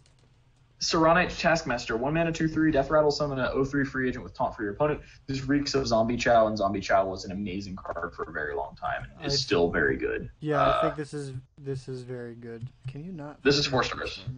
All right, I think hold on. an 0/3 taunt. There we go. I think an 0/3 taunt for your opponent is worse than them gaining 5 life. So I think this card is about on par with. I think it's about the same. So I think this card is about on par with Zombie Chow, which speaks to its potential as an aggro card. Right. Yeah, like an excellent aggro card, excellent in like an early curved Death Rattle themed deck. I think this card's great. I'm gonna go with 4 stars. 4 stars is good. Matt says neutral is the realm of cards that are either utter trash or fucking amazing. Yeah, I think that's a good way to sum it up. Yeah. So Serenite or Yogg Saron Taskmaster. Yeah. 4 stars. Next card, Cheaty Ankle Biter. Well, I need names. Huh? Ankle bite? Is it actually called Ankle Biter? It's called Cheaty Ankle Biter. There's no way. Cheaty Ankle Biter. Is this it? That's not it. I mean, it's a bad card. This is a character from The Good Place, Chidi Anaganye. Chidi is CHIDI. What is the Chidi Ankle Biter? It's like a dude with purple on his face and on his fingernails. He's swinging a dagger. Okay. It's a 2 mana 2/1. It's got life steal that deals 1 damage when it enters. 2 mana. Yeah, this card's bad. I'm cool with giving it 2 stars just because of the little bit of potential that it has as an early drop, but like an early drop that gains you life. This card's only of an early game and it gains you life. Here we go. I found it. I'm gonna give it 2 stars, but I don't feel ways about this card. I think it's bad. Okay, I think this is bad. I think it's intensely mediocre. Yeah. Okay. 2 stars. It's because I mean it deals 1 damage to. I don't know. That seems pretty bad. Yeah. So I didn't even know this card existed, to be totally honest with you. Yeah. I didn't know that about the next card, which we're about to show off. Dozing Marksman. Oh. 2 mana 0/4 enrage plus 4 attack. Where is he? I have so many cards in the neutral folder, so it's hard to try to like sift through and find them. Here we go. Yeah. Got it. I think this card's bad. I also think this card is bad. There's not even a way to like make sure that your opponent has to damage it. Like I guess you've got Overlord's Whip or whatever, but yeah, Daddy's Chain Whip. So there's that. Well, what are you doing? Like it's just bad. I'm inclined to give it 1 star. Honestly, I think so many of the neutrals in this set are just disappointing. Yeah. Yeah. Next card. We don't need to give this any more time. Okay. Well, it froze. These neutrals are so bad. I would wholeheartedly agree with you. Are we go? Okay, we're good. We're back online, I think. But my video. Where did my Alright, good thing video I got all go? my inwards out while we were offline. Alright, Oh, Jesus. Matt says, and we crashed, but we're back. We And it's fine. Your we're face back. isn't up there. It's just showing dozing marksman. Yeah, we're. Where's my? Oh, that's fascinating. Alright, Matt says, and we crashed, but we're back. And it's fine. Whoa, there's a lot of echo going on. Yeah, no, I was listening to it on my phone. But we're good now. Okay, so Scarabag. Next card. Is your face on the stream yet? Did you get that face? Trying Show to. your face. Marksman shot the stream for talking a shit. Yep, sounds about right.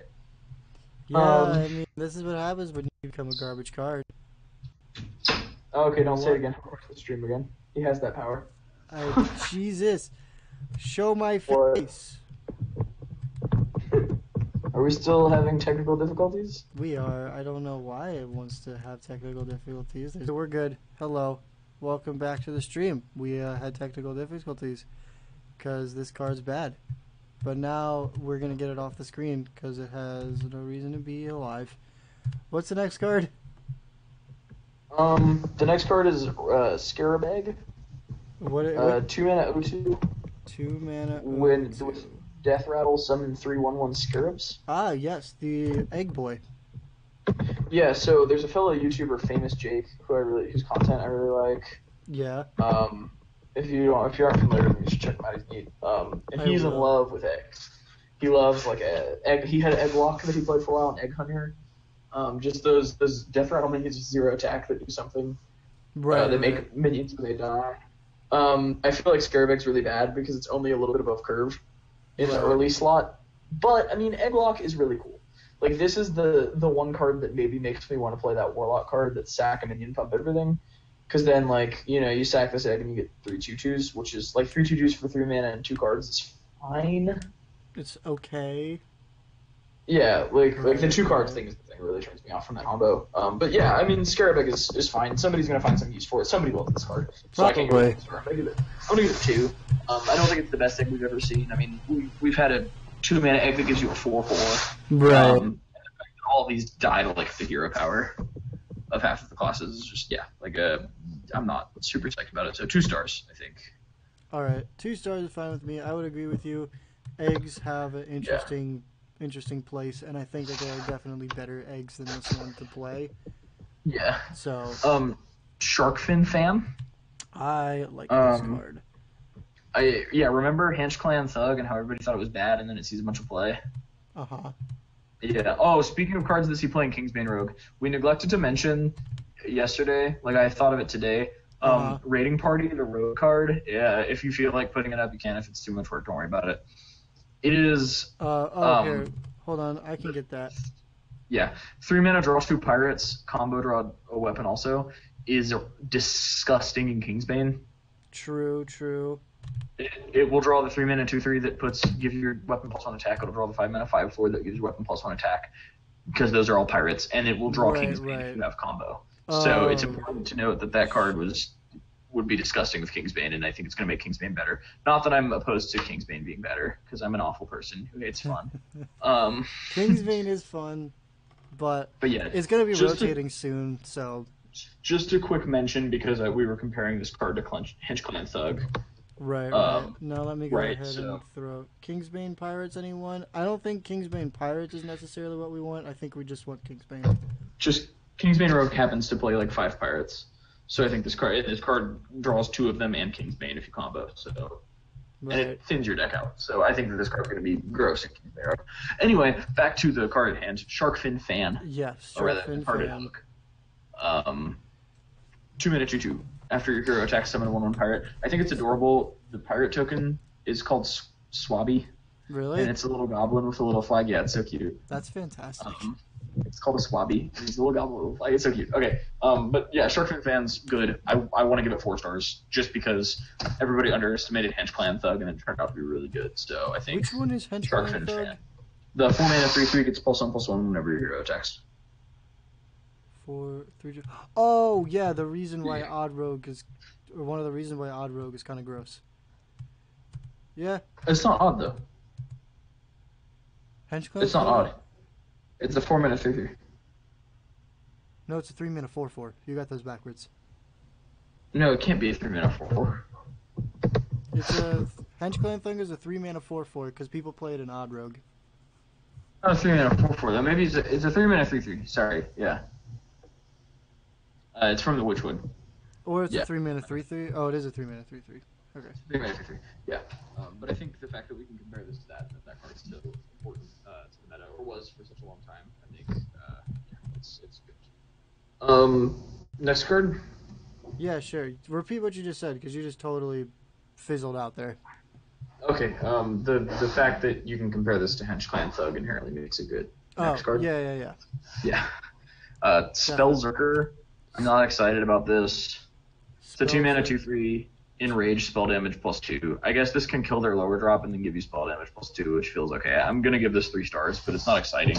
I don't think it's gonna see any constructed play. I think it's just a decent arena card. 2 mana 2/3, and you're giving this 3 stars. Yeah. There we go. Yeah. Okay. Yeah. Next card. Oh jeez. Yeah. Okay. This is starting to get rapid fire. What's the next card and what's its mana cost? And what's its stats? Banana Buffoon, 3 mana 2/2. Battlecry at 2 bananas, 2 hand. The art's cute. I like the art on this card. 3 mana 2/2. We're trying to find it. 3 mana 2/2. Yeah, Banana Buffoon. Why is there so many goddamn neutrals? That's not it. Yeah. It's a monkey. It's got a banana on its head and a banana in its hand, and it's selling bananas in the stands of the arena. It's adorable.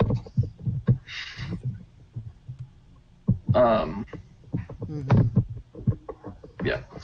I like it. I like this feels like a smaller version of King Mukla or Mukla of the Vale, whichever the Mukla was that gives the bananas to you. It's a 5 mana 3/3. Yeah. This seems like a better version of that's not legendary.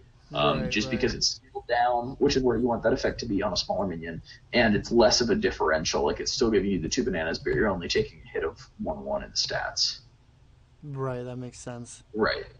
I think this card's good. I'm going to give it 4 stars. I think it's an excellent arena card. Might see some standard play, depending on how badly standard decks want spells that cost 1. Right, so, this could see play in Spell Shaman if Spell Shaman exists. This could see play in, Miracle Rogue.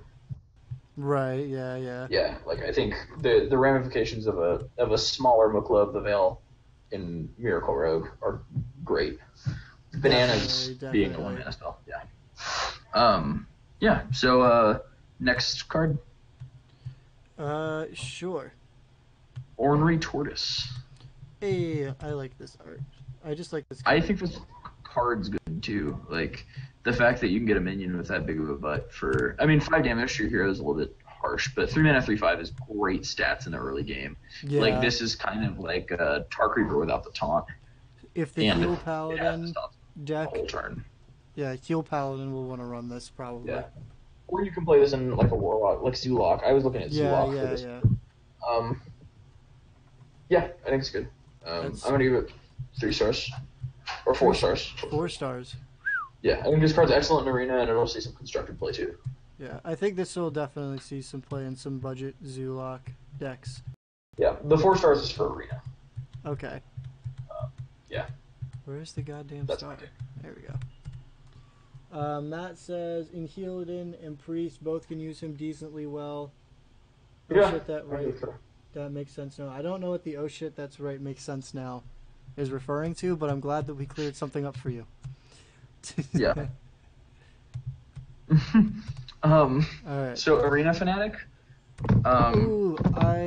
Wait, how many mana is it again? I know what the art looks like, but I like this card. 4 mana 2/3, it's a furry. Battlecry of all minions in your hand +1/+1. I'm sorry, what? It's a 4 mana 2/3, it's a furry. Yeah, You have yeah, all minions yeah. in your hand +1/+1. All right, I just want to make sure I heard you right on that last last It point. nuzzles them ooh to give them bonuses. When you play this card, its entry sound is just beach life and death. That's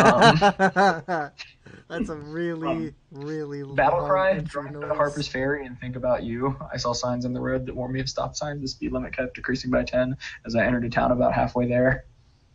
I'll Halfway there. I'll say the rest of the lyrics to Beach Life on Death on stream, but it'll take 8 minutes. It's a 15-minute song. I mean, it's an 8.5 minute song. The original recording is 12 minutes, but yeah. Damn. I think this card's good. Or no, I think this card's bad. I think you can compare it to a very playable hand buff paladin card, which was a 2-mana 1/1. Yeah. And look at this and see that it's clearly not that. It's a 4-mana 2/3. You're losing 2 mana worth of stats for the same effect neutral and later in the game, and I think that's just reveals how bad this card is. Because like the original card that's all playing hand buff paladin, I would rate 4 stars. I think it's an excellent card. I think it's a linchpin of that deck. And that was a deck that's one of my favorite decks I've ever played in Hearthstone. But I agree with that. How dare you stand where you stood? That says, "Hello, the Paladin Goons. How are you?" No, this. My thoughts exactly. Yeah, no, this doesn't. It's reminiscent of that.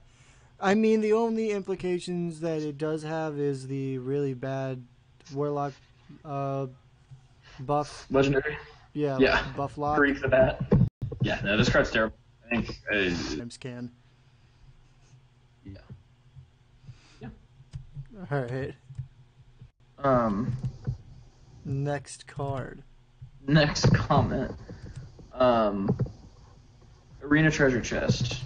Oh, I can find that. The treasure chest is pretty easy to find.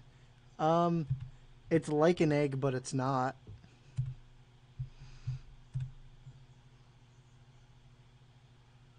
Hello? It's like a treasure chest. It's like an egg, but it's not. Yeah, there you are. All right. Yeah, I think it's a little bit overcosted. Like, honestly, 4 mana for an arcane intellect you have to jump through hoops to get is laughable. Yeah. At best. I'm cool with giving it 2 stars. But I feel like maybe in Buffetin, like in Quest Paladin, like when you can put a Spiker Steed on this, it feels okay. Right. But when it gets silenced, it feels not at all okay. It touches me in a bad place. I'm not comfortable with it. Yeah, no, they're gonna have to pull out the doll for me when it gets silenced. Yeah. Nope, it's 2 stars, and I feel reluctant even giving it the second one. Yeah. Yeah. Death Rattle Rogue. No. I think that's no. With you, Matt? No. Yeah. No. Death Rattle Rogue. I mean, I'm excited to play Battlecry Death Rattle Rogue combination, and I'm not even thinking about including this card. Yeah, again, I want to point out to you that the Rogue Spirit does not double Death Rattles. It's just Battle Cries and combos. Right, but there's other cards from the prior set that has. We have had 2 sets in a row where Rogue has gotten last set Death Rattle synergies and this set Battlecry synergies, and the Loa from this set has Battlecry and Death Rattle. So I just think it would be interesting to try. Will it be good? Probably not. I think that Battlecry Rogue will be good, like Bran Rogue. I just don't think that. Probably, yeah. Yeah. I think just something like me mass wants since the new Bran costs 1 more mana, they're raising the mana cost, so maybe we can call it Raisin Bran. That's all right. Well done. That was bad. No, okay. I like that one. Halftime Scavenger. I love the flavor of this card. Mana cost. 4 mana 3/5. Stealth overkill, gain 3 armor. I love the flavor. Oh, here we go. Like sneaking into the arena during halftime to steal weapons and armor from the people who died. I love the flavor. Yeah. I think the card's decent. I'm gonna give it 2 stars. I feel fine picking this in arena, kinda, but it's never gonna see any constructed play. I'm fine giving it 2 stars. I love the flavor though. No, that's the ice cream. Huh? You have a different card. Yeah, I'm trying to find it. Yeah, Halftime Scavenger. Aha! Halftime Scavenger. There it is. Cool. All right, yeah. There's a lot of 4 mana 3/5s in this set. Yeah. There's actually 3 4 mana 3/5s in this set. Oh wow, yeah. Because I found Ice Cream Parlor, and that was not it. It's not it. Oh yeah, no. All right. It's it's good flavor, and I think it's cool for them to put that much flavor effort into a common. But I don't think it's good. I think it'll see some arena play, like or enough arena play to earn it 2 stars. But I don't think it's terribly, Probably. fantastic. Yeah, no, this doesn't seem very good. Again, it's one of those cards that has a really low attack in the overkill effect. So, which basically means you have to use 2 of your attacks into 1 minion to try to get an effect off that isn't that fantastic. Also, just play Plated Beetle then. If you really want this that only 3 gives you armor. the regeneration. This only gives you the overkill effect if you hit something with 2 health. Yeah. So I'm not a fan. No. So I mean, I guess unless you buff it, but yeah. Matt agrees with card. you. Love it for flavor, not amazing otherwise. Yeah. So next card, Regenerating Thug. 4 mana 3/5. The one that you almost had posted up. The first 4 mana 3/5 I had posted up. Yeah. There you go, got it. This feels dope in Buffetin. Okay. 4 mana 3/5 at the start of your turn, restore 2 health to this minion. Because if you slap a Spiker Steed on it, it's a wall that regenerates itself. Which, unless they have an alternate way to kill it, then swinging into it just wins the game. So I like this card. I'm going to give it 3 stars. I'm going to test it in Buffetin. I'm going to find out it's not good because we already have too many good minions for Buffetin. Yeah. And I'm going to be minorly disappointed, but, I mean, and if you're going to play, like, quest Buffetin situations, I don't think that they're going to waste silence on this if you Spiker Steed it, so they will have to, like, target removal it. Yeah. Or something like that. But, yeah, no, definitely. This looks interesting. This looks like fun. And I mean, 4 mana 3/5, just as a general consensus, do you think that's on or below or off curve for a 4 mana card? Because we've seen multiple.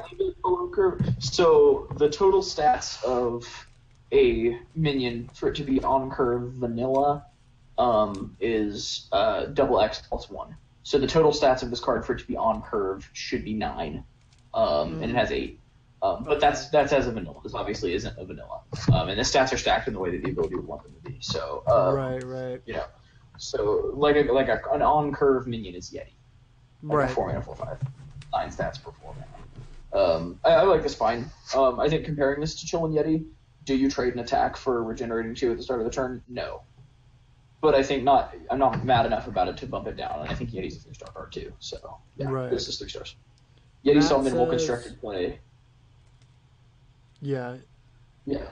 Yeti saw some constructed play for a while. Like the 4 mana 4/5 vanilla from Classic was constructed playable in like major tournaments at the beginning of the game, and actually well after that. It's still a decent card, but now we just have so many of 4 drops with good effects that you just want to play. Like Coin Innervate Yeti was a game-winning play in Druid for a while. Anyway, that must have been nice. Yeah, it was a fun time. That was back when Dr. Boom was the thing everybody was complaining about, and now Dr. Boom probably wouldn't even see standard play. So Rumbletusk Shaker. Man, the tides have changed. Matt, real quick, Matt says, I can see this thing having some use if you can give it taunt or increase their stats. Yeah, he was saying Spiker Steed. That's specifically why I mentioned Buffetin or Quest Paladin. Spiker Steed makes this card pretty good, assuming they don't have a way to kill it that doesn't involve damaging it. So definitely. So Rumbletusk Shaker. 4 mana 3/2, Death Rattle, 7 mana 3/2, Rumbletusk Breaker. Remember Karen Bloodhoof? This is him now. Feel old yet? This is just like a really shitty Karen Bloodhoof. Because Karen Bloodhoof was a 6 mana 4/5. They gave you a 4/5 when it died. Right. Or I guess it still is. Like, you can still play that card in Standard. True. But that's not the kind of card that you want to scale down. That's the kind of card that you want to scale up. And making it a 4 mana 3/2, which is just like you're getting in total 6/4 in stats for 4, but it's coming into under curve minions that are curved toward trading up, which doesn't work on a 4-drop that's under curve. I just think it's definitely a 2-star card. As much as I love the art. Yeah. For the card and the token. I don't know. It seems really different style-wise, like artistic-wise. So that's kind of interesting. Yeah. Which I like it. Yeah. All right. But 2-star card for sure. 2 stars. If you can, I mean, I kind of am curious if you maybe want to play this in like Death Rattle Hunter, just to like fill your board with 3/2s with like play deads and stuff like that. Yeah. Which tidbit there that you could run this in a Death Rattle deck to try to fill up your board with 3/2s. I think it's all right. I don't think it's terribly good. I would not. Neither I'm do not I. excited about it. Two-star card. Yeah, no, Next definitely. card, Ticket Scalper. Um, This card is really disgusting. I think it's good. I don't think it's busted good. I'm giving it 3 stars. I think this is an excellent arena card. I think this is going to see minimal constructed play. But like the fact that it's a 4 mana 5/3, basically think of it as like a kill spell, but it happens next turn. But it draws you 2 cards. But I guess if they trade into it, you don't get to draw 2 cards. So like if you've got a taunt out, this is a really good kill spell. If you don't have a taunt out, this is almost useless because they can trade a lower cost minion into it and you don't get anything. I will tell you, Hook Tusk. Hook Tusk? Yes, get both of these off of Hook Oh, Tusk. this is a pirate. I didn't notice that this was a pirate. Okay. Uh-huh. Yeah. Oh, okay. Cool. Yeah. No, this off of Hook Tusk is disgusting. Confirmed. Yeah. I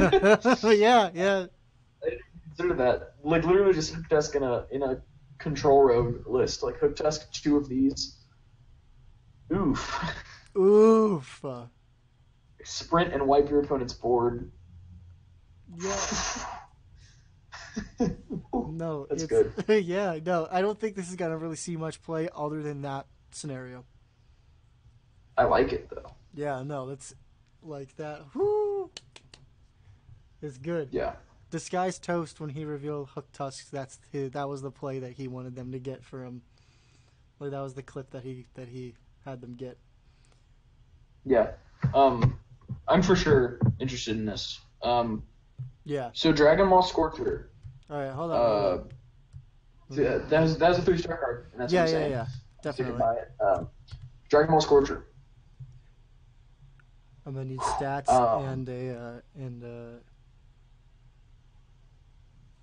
It's a 5-mana 3/6 dragon.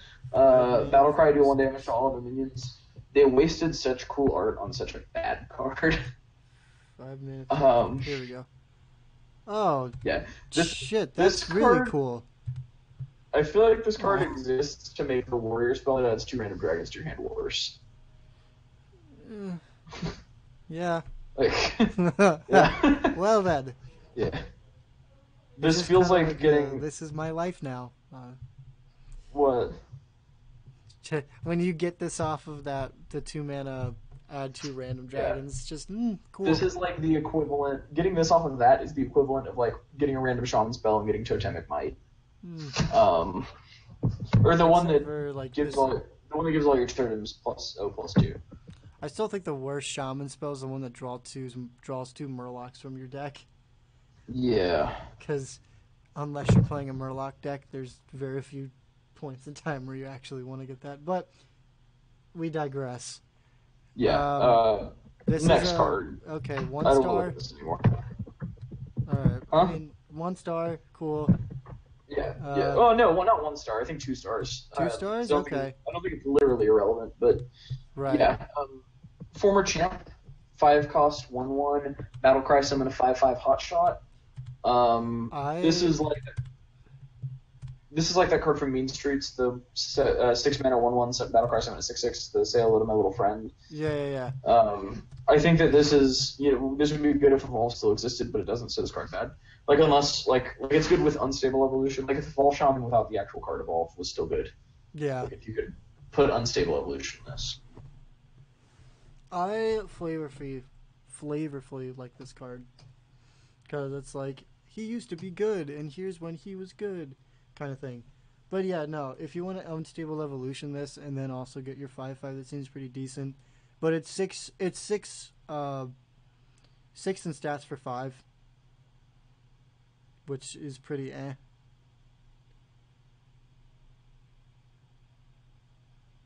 Hello? No, did the call fail? Oh no, the call failed. Hold on, folks. I'm gonna try to get Fred.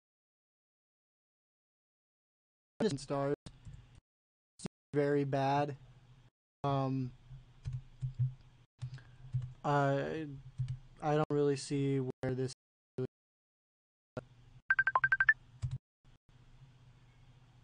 Here we go. All right. Hello again. Hello. Hey, so my Wi-Fi briefly shot the bed. Apologies. That is fine. Yeah. Okay. I was saying 1 star. Huh? I was gonna say 1 star. Doesn't seem very good. Oh. I won't say 1 star. I say 2 star. Wow. Like, this card still feels good in Arena. Oh, okay. That's fine. I mean, yeah. Yeah, it's 6 stats for 5. 6 and... Yeah. Is it? No, it's 11 stats for 5. So it's kind of... Yeah. I don't know. There's better cards to play at the 5 slot. Yeah. But if it seems like it'll be decent in Arena, then that's a valid point. Yeah. Alright. So we good to move on? Yeah. I mean, I'm good to move on. I've said what I want to about this card. It's only good if actual evolve exists, and it doesn't. Like, you have to keep this safe to play Unstable Evolution on it. You either have to play Unstable Evolution on it that turn, and, like, your max getting 5 Unstables then, because you've spent 5 mana on this. Yeah, or you you're have getting to up keep to 10 1 then. alive for a turn, and it dies to half of the fucking, everything.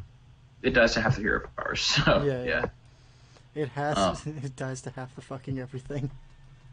Yeah, it does. Yeah, it's 2 stars. 2 stars. All right. And then we've got the champ, which the art on which is interesting. The champ, the hot shot token. Sightless Ranger. This card's bad. Terrible. 2 stars. 2. It feels begrudgingly decent in Arena, but not even really. So. I think that this card is god awful. Yeah. This is not good at all. Yeah. So yeah, they were good. Yeah, no, it's not worth the overkill. It's a lot of work to try to get this to overkill something. Your opponent's playing better stuff at 5 mana than you are. It has Rush, which is the only semi-redeeming factor to try to get the overkill off.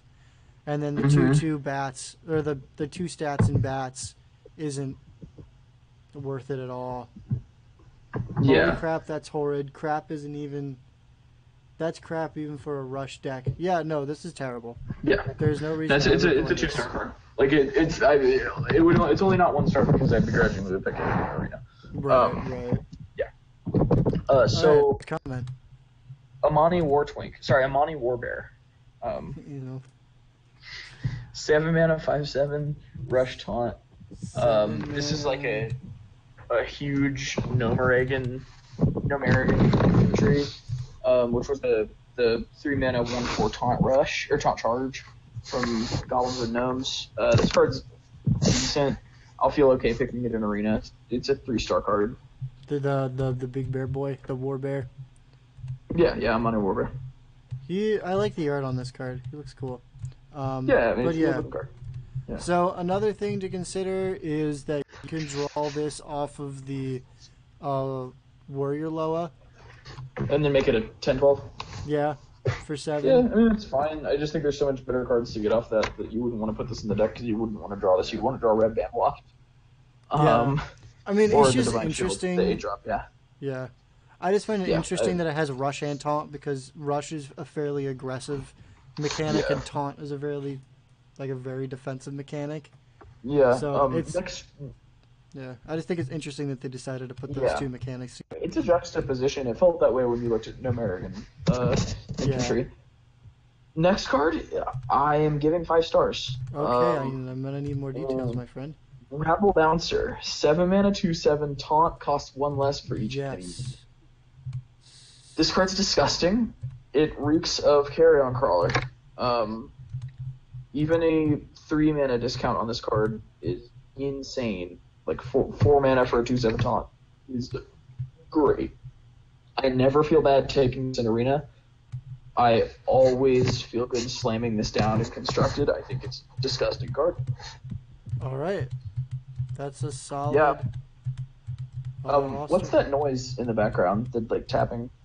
Me trying to find the final star. Because I lost the other star. Where the fuck did the other star go? Alright, well, hold on. We lost the... we fucking lost the 5th star. It's gone. It's no longer on my list of things that I have on my OBS panel. This is 4 to 5. Okay, well, you said 5, so I'm trying to find the 5th star. Here we go. There we go. We got another star. Boom. Sexy Whittle star. I'm a sexy Whittle star. Yeah. I'm sorry. There we go. 5 stars. Especially. Yeah. Holy fuck, that's honestly, this looks fun. Odd taunt druid. Yeah, also, so the only thing is, like, this feels fantastic. It makes your opponent trades into stuff that they don't particularly want to trade this into. But you also have to, like, the other thing that I would say is that you have to keep in mind that this card gets better as your opponent has more stuff, so it'll be easier for them to clear it, I suppose. Yeah. But that's the only kind of downside that I would think that this card has, if any. Right. It's just fairly easy for them to remove because they have so much stuff. Unless you're playing like an aggro deck, which in that case 7 health will definitely... Yeah. It'll take all of their minions to try to get through the 7 taunt if they're playing any sort of aggro deck, I think. Mm-hmm. Which is what you're going to drop this down against most likely in the early game. But yeah. Yeah. 5 stars. Yeah, so speaking of great taunt cards at high costs with big butts, 8 mana 2/4 taunt Divine Shield, 8 mana 2/14 taunt Divine Shield. 8 mana. 8 mana 2/14. Moshog Enforcer. If you don't have removal for this, it's a thick boy. Here he is. Yeah. He is thicky with the Divine Spirit Inner Fire. Yeah. That's unfortunate. Yeah. Oh Jesus. Oh, and it has Divine Shield. I think it's an insane card. Yeah. I think Rennie 4 stars for sure. 4 stars, I will agree with you. That's gonna get played against. That's gonna get played in a Divine Spirit Inner Fire deck or a Hydronox Druid. Yeah. Yeah, actually. That's all disgusting, and I dislike it. Hydronox Druid. Yeah, like this card's great. Yeah.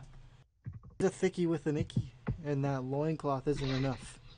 Thicky with an icky? Yeah. Fucking 6'9" now? Yeah. Ugh. And right. Takashi 6969. Jabroni. Yeah, okay. Alright, I'm gonna go kill myself card. now. Alright, yeah, I agree. You should do that. Belligerent Gnome, hi at me. This is good. 2 mana, 1/4 taunt, battle cry if your opponent has 2 or more minions, gain pulse on attack. I think it's good. I think the card to compare it to is the Warlock card, the Imp, that's 2 mana, 2/4, it deals 2 to yourself. Yeah. Yeah. I mean, so I hate comparing everything against Odd Paladin, but you can play this on turn 3 against Odd Paladin, and they have 2 minions already because you're going to hero power turn 2.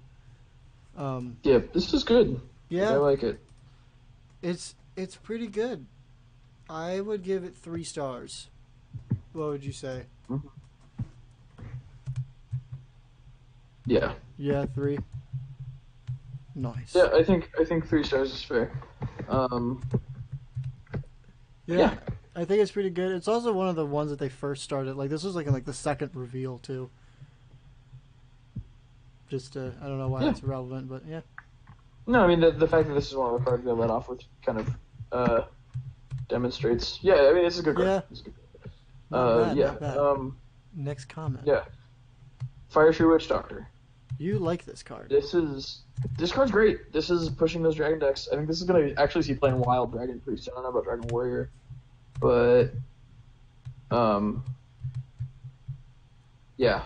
Yeah, I think it's pretty good. You get to discover a spell. The only thing is, for me, is I saw Drengelogist and how everyone thought the Drengelogist was going to be fantastic, and now it doesn't see any play in the Treant decks. Yeah. But this is strictly different, just because it's not something on your board; it's something in your hand, which is a very different scenario. Yeah. And it's great. It's a good card. Like, I think it's no Nether Spite Historian, which I'll say about every card ever to be in Dragon neutral. Until Nether Spite Historian is in Standard again. Until Hearthstone decides to reprint a card. Well, I don't think that they'll ever reprint a card, sadly. But really, I mean, they've reprinted cards as tokens. True. Like, Annoyotron is a real card, and Giggling Inventor summons it. Oh, yeah. Ragnaros is a real card, and John Ally summons it, so I don't know. I don't think it's that far off. I think we'll probably end up having to see reprints of, like, random vanilla cards, like, I don't know, like Spider Tank or something. Yeah, eventually. They're going to run out of stuff. I don't know if it's because they'll run out of ideas. I think they'll probably bring back beloved cards eventually in their actual forms instead of in whatever form they've changed it to. Like, I think probably I think Dr. Boom could come back. I want that anyway. I don't know if it's realistic, but I think I think it's reasonable. That would be. I mean, they tried to bring Dr. Boom back with the last legendary for Hunter. Yeah. Which didn't go over too well for them, but they tried. There was an attempt. Matt said lots of nice small fires this time around. Matt says what? Lots of nice small fires this time around. Fries? Yeah. Oh, fries. Small fries this time around. Yeah, this is a good small fry. Yeah, it's a good small boy. I would say 3 stars. Will you bump it up to 4? Yeah. Okay. Yeah, I think it's. I am only cynical, because I saw Drengelogist get everyone's hopes up and then fail. Yeah. So that's my only quandary with this card. Yeah, I just think you're less likely to fail off of it. I just think it's good. Yeah, it's also a neutral minion, so therefore it's got that going for it as well, because you can play on anything and discover any type of spell that you want. But Dragon Warrior, so you're probably going to be getting Warrior stuff, at least in Standard. So we talked about reprinting cards into Standard. And they're not giving us these actual powerful, really wanted legendaries back, but at least they gave us one of Ragnaros' Sperm. Serpent Ward. It's a 2-mana 0/2 totem. At neutral, at the end of the turn, deal 2 damage to the enemy hero. Yes. So if you ever wanted to play with Ragnaros' cummies.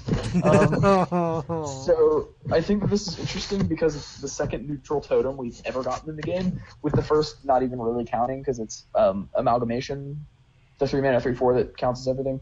Oh, yeah. Yeah, so it's interesting because this is, the first actual totem we've had in neutral in the game. Interesting. Does that mean it's good? Fuck no. This has to target the hero. This has to target the enemy hero, and it's a 2-mana 0/2. I think it's bad. I think if it costed 1 mana, it'd be good. But it's bad. Yeah, it's not good. 1 star or 2 star? Oh, 2 stars. I don't think it's terrible. I think you feel bad about it often, but like. Wait, how about this? You play this in Goblin Bomb Hunter. Yeah. It's still bad. Yeah. It's just reminiscent of Goblin Bomb, so you didn't go on with the bit, but that's fine. Next card. Yeah. Goblin Bomb's a joke. Yeah. Moving right along. What's the next rare that will be sad to see in our pack? I'm not sad to see this, but Shieldbreaker, 2-mana 2/1 Battlecry, silence an enemy minion with taunt. It's unnerfed Ironbeak Owl that only works on taunt minions, but let's be honest, what were you using Ironbeak Owl on anyway? You're not wrong. Yeah, What is it? A so 2-mana what? 2-mana 2/1. So unnerfed Iron Beak Owl stats. Oh, right. Battle Cry, silence a taunt minion, basically. So like, Oh, there he is. There we go. Or she is. That's a girl. yeah. Ooh, I like her art. She looks cool. Yeah. Just Um, don't. That just I just like the way that this card looks. That's all it is. I mean, yeah. this seems pretty good. You're not. I mean, Iron Beak Owl is usually just played in aggro deck to try to get through taunts if you even want to do that.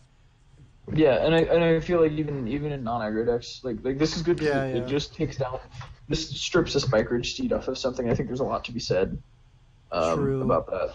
And if Quest Pally Tier 1 new meta, this will definitely see play then. Yeah. Um, So I would say 3 stars. Would you agree with me or yeah, no? I'm fine with 3 stars. I think this will see decent constructed play. I might even bump it up before. I just think it's good. Yeah. So next card. I think it's a pretty strong tech option. Yeah. All right. Next card. I think the next card is Soup Vendor.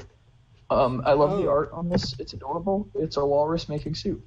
Yeah, and they wasted the good art on a bad card. Yeah.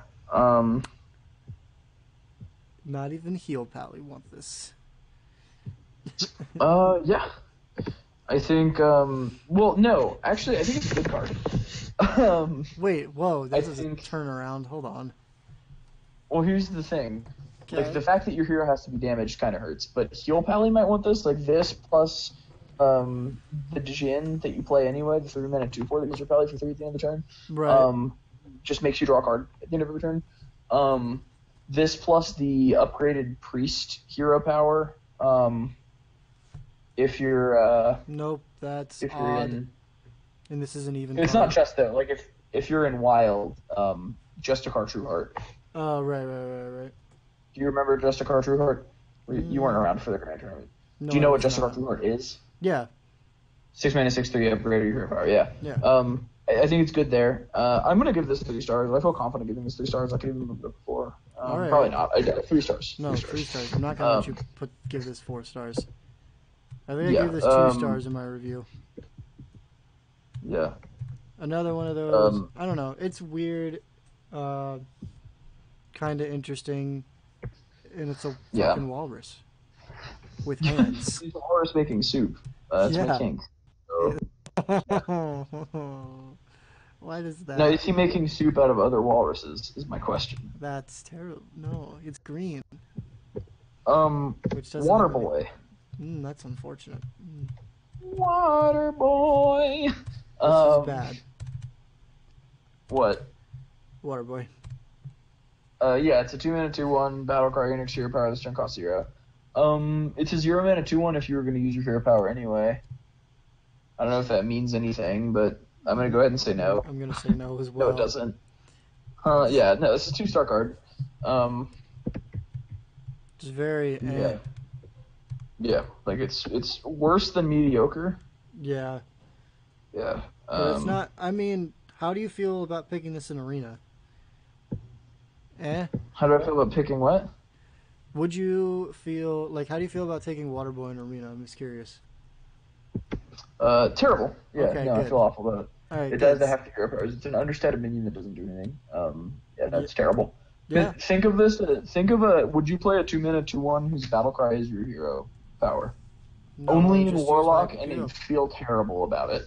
Yeah, no, I would just play. I mean, because we have the 2/1 for 1 that does your hero power, but that's 1, right? So it's less.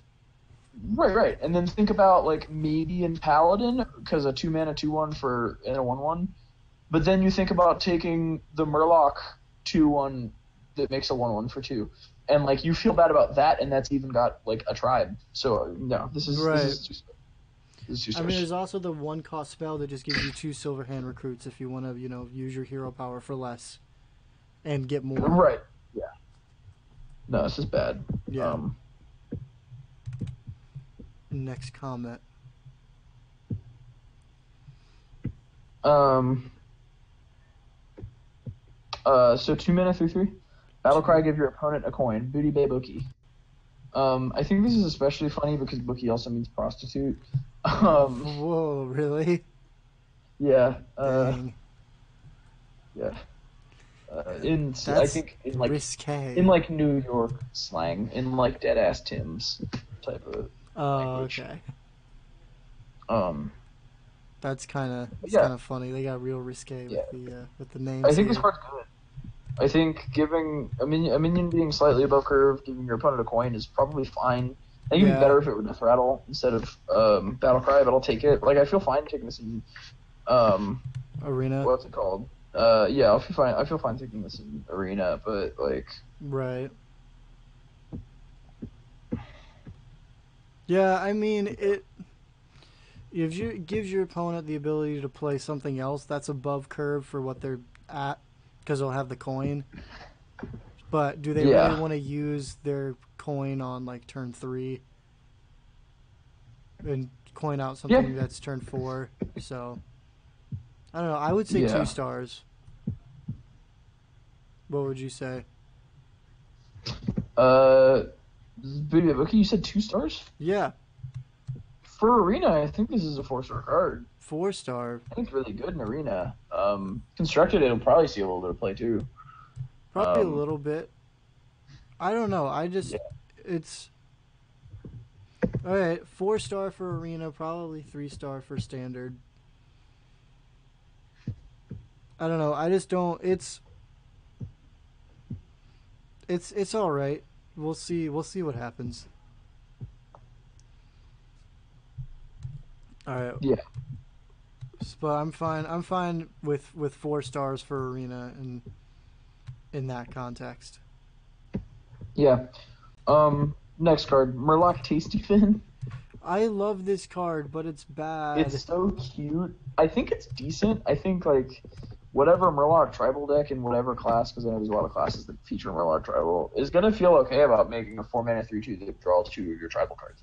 I'm gonna give it 3 stars. But I also don't like Murloc. Like, Murloc being good makes me upset because I don't like playing against tribal. My concern is this is way too slow for a Murloc deck. Like turn 4, like turn 5, you win the game with Murlocs, and then turn 5 you have to, like turn 4 you're trying to play something that has a death rattle, which doesn't immediately give you value. I think it's 2-star because in the deck that it does see play, which is Murloc Tribal, it's too slow, so I don't think that anybody's gonna play it. But and it's understated as well. Yeah. For 4 stars, I would give it 2 just because it's not. It's too slow. If this was like Battlecry, draw 2 Murlocs from your deck, then I think it would be better. But because you have to wait for this to die, and then you get the value off of it. I was reading this as a Battlecry. I still think 3 stars, but that does, I guess, put a little bit of a damper on it. Yeah. Yeah. Because you have to wait at least 2 turns to get value off of this, and in 2 turns, Murloc has overloaded the board with tons of stuff. Yeah. So I don't know. I just think it's too slow for their tribe.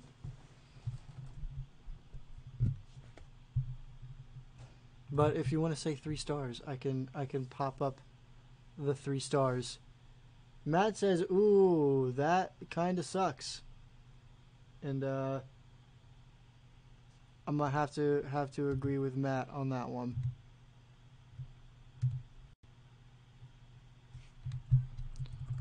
Hold up, we lost Fred.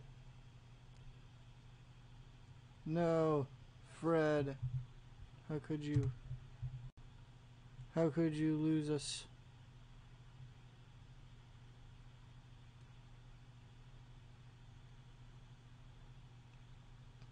My boy Fred. where have you forsaken me? I think... Hello's my mans. Hello. Alright, are we back? Yeah, so, Okay. Matt disagrees with you and says, ooh, that sucks.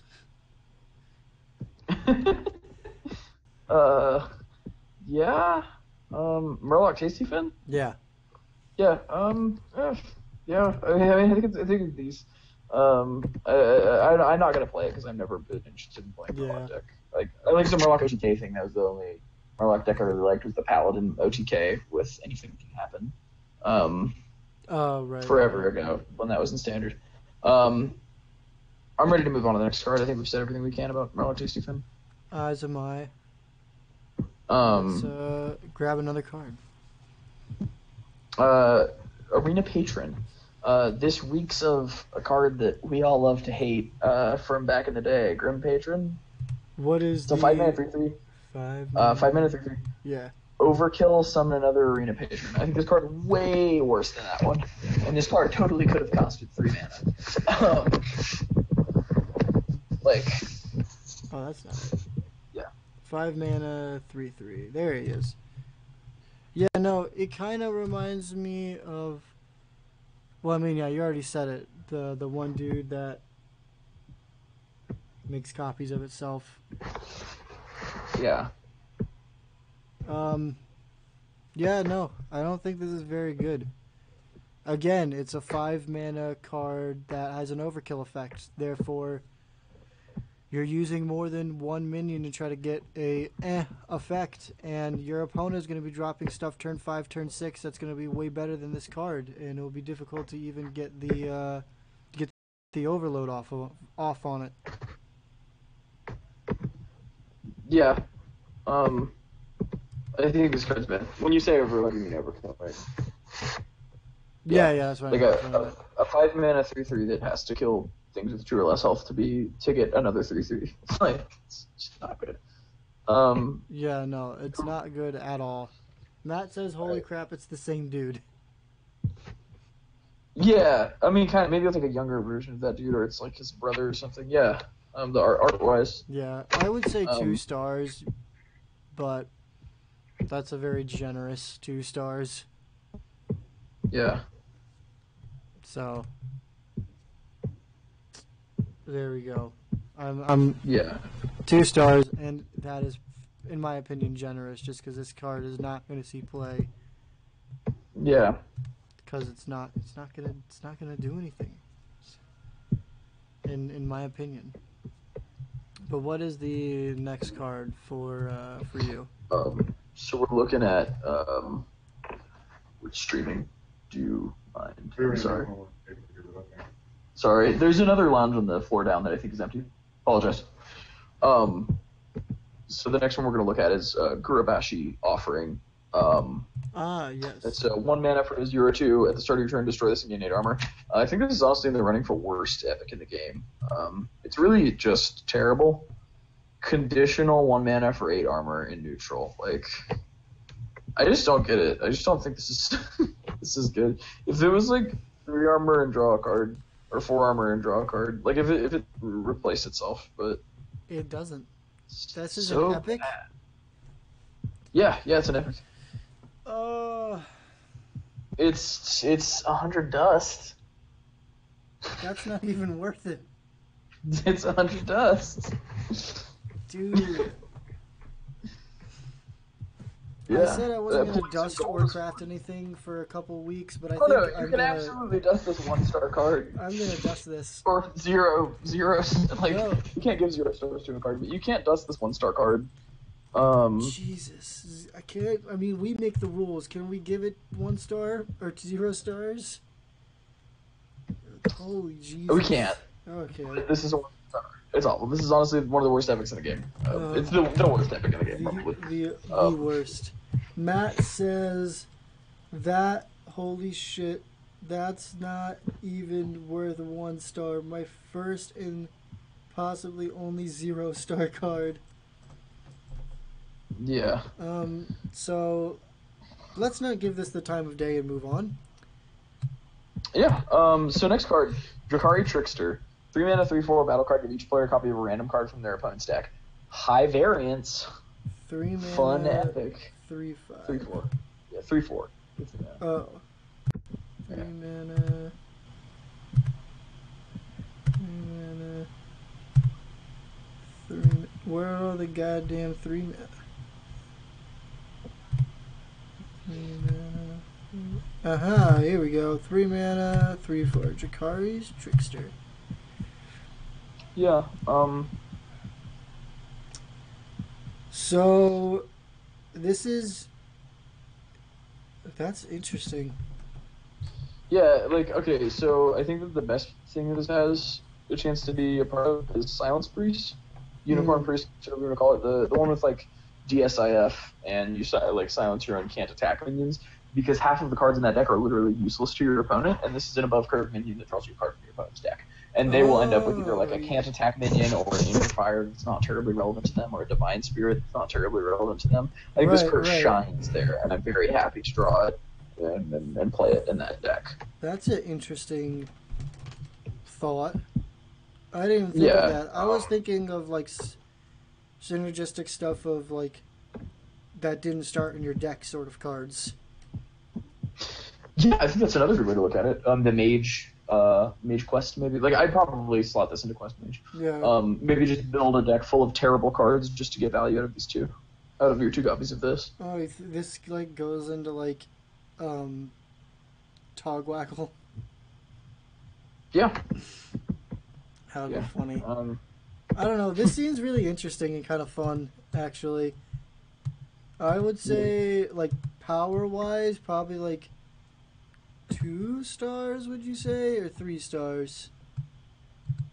For Drakari's Trickster? Yeah. I think for the niche that it fits, it's 4 stars. Like, it's a very good thing for those decks to have. It's excellent draw support. It's an above curve minion that draws you a card from your opponent's deck, basically, in Quest Priest. Or in DSIF, Silence Priest, and Quest Mage.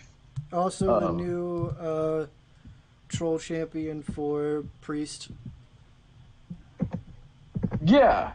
I like it. I like it a lot. I think it's pretty fun, pretty good. And so will that, for that niche, probably 4 stars. But overall, probably like 3, I would say. Yeah. Just because that, like, will that niche be played a whole lot and see a lot of play? Master 3 mana, 3/4. Whenever you draw a beast, give it +2/+2. I'm excited. Here's the thing: you can play this, or you can play the draw 3 beasts for 3 mana. You can't have both. Those are the 2 genders. Pick one with the card. I disagree. Really?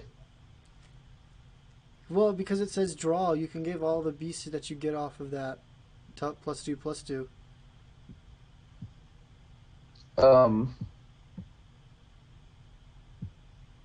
Wait, what? What do you mean?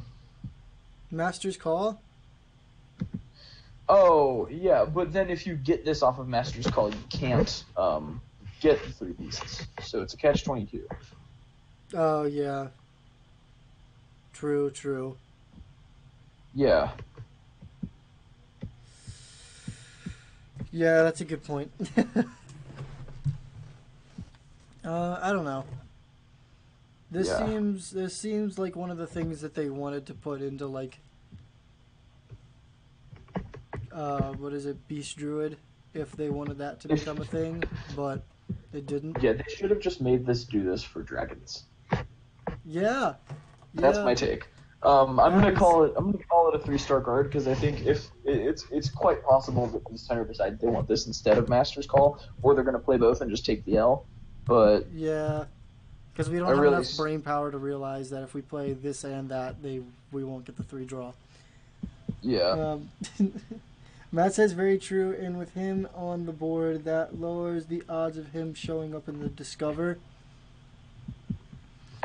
Right. Well, so to that point, you want to play Master's Call no matter what as soon as you, like.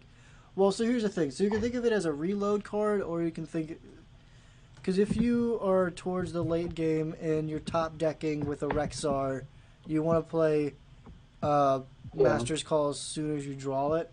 And if you still have the Untamed Beastmaster still in your deck, you're only getting 1 instead of 3 cards, and you want to be able to reload. Like, Master's Call is the reload that Beast Hunter needs. That if somehow that deck goes into the late game. Yeah. So, just to address Matt's comment. Yeah. But yeah, I don't know. It's still not bad. But if they did this for dragons, that would be kind of. That'd be spicy. Yeah, that would be spicy. Hello to the third person who just joined the stream. Welcome. We're nearing the end of our stream, evaluating all the cards in RASTAKHAN'S Rumble. Yes. Yeah. Stick around. Give us your hot takes on these cards. Yeah. For sure. Use the chat. We've got Masked Contender up next. 3 mana, 3/4 epic battle cry. If you control a secret, pull a secret from your deck and put it into play. I'm gonna be honest with you. I don't like this art, but card-wise, I think it's pretty decent. Yeah, I think like the Mikey there. Yeah. Did we disconnect again? Okay, sorry. No. So I think that I think that for whatever deck wants this, it's good. Like Christmas Hunter, obviously in Wild has better ways to get their secrets out, but I think Secret Mage. the fact that this slots itself into Secret Paladin or Secret Mage or Secret Rogue, if that ever exists, quite nicely. I think this is good. Yeah. I think it's pretty decent. They're kind of starting a bad trend, I think, giving minions like 3-drop minions 2/4 in stats, which is pretty bad, I think, for a 3-drop minion, in my opinion. Yeah. But yeah, I think that's just my hot take. Yeah, I think this card's fine. I'm gonna give it 3 stars. I think it's gonna see a little bit of standard play, and then people are gonna realize it's not that impressive. Especially with the best secret in the game no longer being in standard. Which is Ice yeah. Man, I love playing Dungeon. Been playing Dungeon Run for like 2 days now, and man, is it nice to get ice blocks. Yeah. Yeah. You only appreciate it when it's gone. Yeah. But yeah, Matt agrees with us. Says hello, Secret Mage. Yeah. So next card, Ice Cream Peddler. The other 4 mana 3/5. I love this Battle Cry. If you control a frozen minion, gain 8 armor. I love the flavor. I think it's bad though. No, I don't think it's good, but I like the card. Yeah. Look at her. She's just like, yo, you want some Skull ice cream? Yeah, I mean, it's dope. It's metal. And the little fucking... I didn't even realize this. Look at the little dinosaur popsicle thing she has. My favorite one is the Annoyatron Martini, or coconut-looking thing. The Annoyatron. Yeah. Coconut drink. I see that. Yeah. There's also the art's awesome. I love that. That's awesome. Yeah. But the card itself, I don't think is good. I think it's impractical. It's a response to a thing. It's a response to a thing that doesn't really exist. Like, best case scenario, you could play with that Shaman card that freezes your own minion and buffs it, but I still don't think it's good. I assume it's bad. Yeah. Yeah. This is getting 2 stars from me. Yeah, I don't think this is very good. Probably won't see a whole lot of play unless you're in some sort of weird mage niche that you want to try to work. And like the thing is, like it gives you a boon that's good against aggro for a condition that only will happen when you're playing against a control deck. The control decks want to freeze your minions, and it gives you 8 armor, which isn't even going to be useful in the long run against a control deck you want to outvalue. So like if it drew you a card instead, like it'd still be bad, but it would at least make sense. Right. Yeah. Matt says, I suppose you could say we enough the card. We like, I don't know what you're trying to say, but the joke is he said flavor. We like the card because of its flavor and its ice cream. Yeah. So, I think you mistyped there, Matt, and I'm sorry that your jokes was very funny and was delivered poorly because of your misspell. I'm sorry. Yeah. All right. Yeah. Next comment. Next card. Moshog Announcer. It's an above curve minion with maybe a good effect. I can't tell. So it's 5-mana 6/5. Enemies attacking this have a 50% chance to attack something else, so it gives the ogre effect to your opponent's stuff attacking this. Yeah. 3 stars? I can't tell whether that effect is good or bad, honestly, because, like... I don't know, because this saves your... It keeps your above-curve beater alive. Yeah, but do you want that? What if you play this in, like, Buffeted? And just buff the crap out of your beater, and then sometimes they can't even get rid of it. Well, I mean, it doesn't change it if they can target it with spells. Oh, yeah, true. Yeah, I don't know. It's fine. So I'm going to try this one again, though. But I suppose you could say that we enjoy the card for its flavor. Yeah, you already made that joke. All right, nailed it. Well, he auto-corrected it in the chat, so there you go. He fixed it. Yeah. All right, no, but I would say 2 stars. I don't really know what would want this to, like, I don't know what would want to play this, like. Right, that's what I'm saying. Like, it's a great arena card, and I'm giving it 3 for arena, maybe 4, probably 3. But I don't see it seeing any constructor play just because it doesn't have anything that it slots into. Yeah, so 3 stars for arena, 2 stars for constructed. That makes sense. I'm good with that. Yeah. Next card, Sharpjaw Shellfighter, or Snapjaw Shellfighter. 5-mana 3/8. I love this art. She's got a shield strapped to her arm, but it's just a live turtle. She's got the cool like wooden bone sword. Hold on, 5-mana 3/8. Yeah, whenever an adjacent minion takes damage, this minion takes it instead. This smells like what's it called?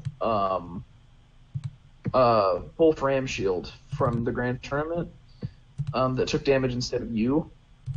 Oh yeah, but it feels better because it doesn't take damage instead of you. It protects your other minions. That seems really good. Your adjacent minions. Yeah, I think this card's great. I'm gonna give it 4 stars. I think it's gonna see constructed play and decks that care about its minions. Yeah, definitely. Yeah. So what if you if you put this in the middle of 2 taunt minions? Like, you're just protecting your taunts, so then they can't... That seems kind of ridiculous. Like, they have to get through the shell fighter, and then they can get through your taunts? Right. And if you have, like, a big taunt... Like, if you stack this next to, like, let's say a 5/1 taunt existed. Like, we got a taunt Rager. Yeah. Yeah, that'd feel pretty good. Just saying. I would not be mad at that. Matt says Matt says now that is very fun in Priest. I'm assuming because of the amount of heal effects that you can keep healing the shell fighter. Yeah. Or Divine Spirit Interfire. Next card? True. Yeah, sure, 4 stars. This looks like fun. Yeah. I'm excited to hopefully get this as my epic and not the 100 dust. Yeah, so we've got Line Cracker. I think this card's insane. I mean, it's insane. The ceiling on this card is insane. It's a 7-mana 5/10 overkill, double this minion's attack. Oh, that guy. Yeah. Elf dude. In a deck that can afford to keep healing it, it becomes like it can become a 20/10 if it kills enough things. It eats things and doubles its attack. If you like Divine Spirit Interfire, overkill, double the attack. Right, and the fact that you can like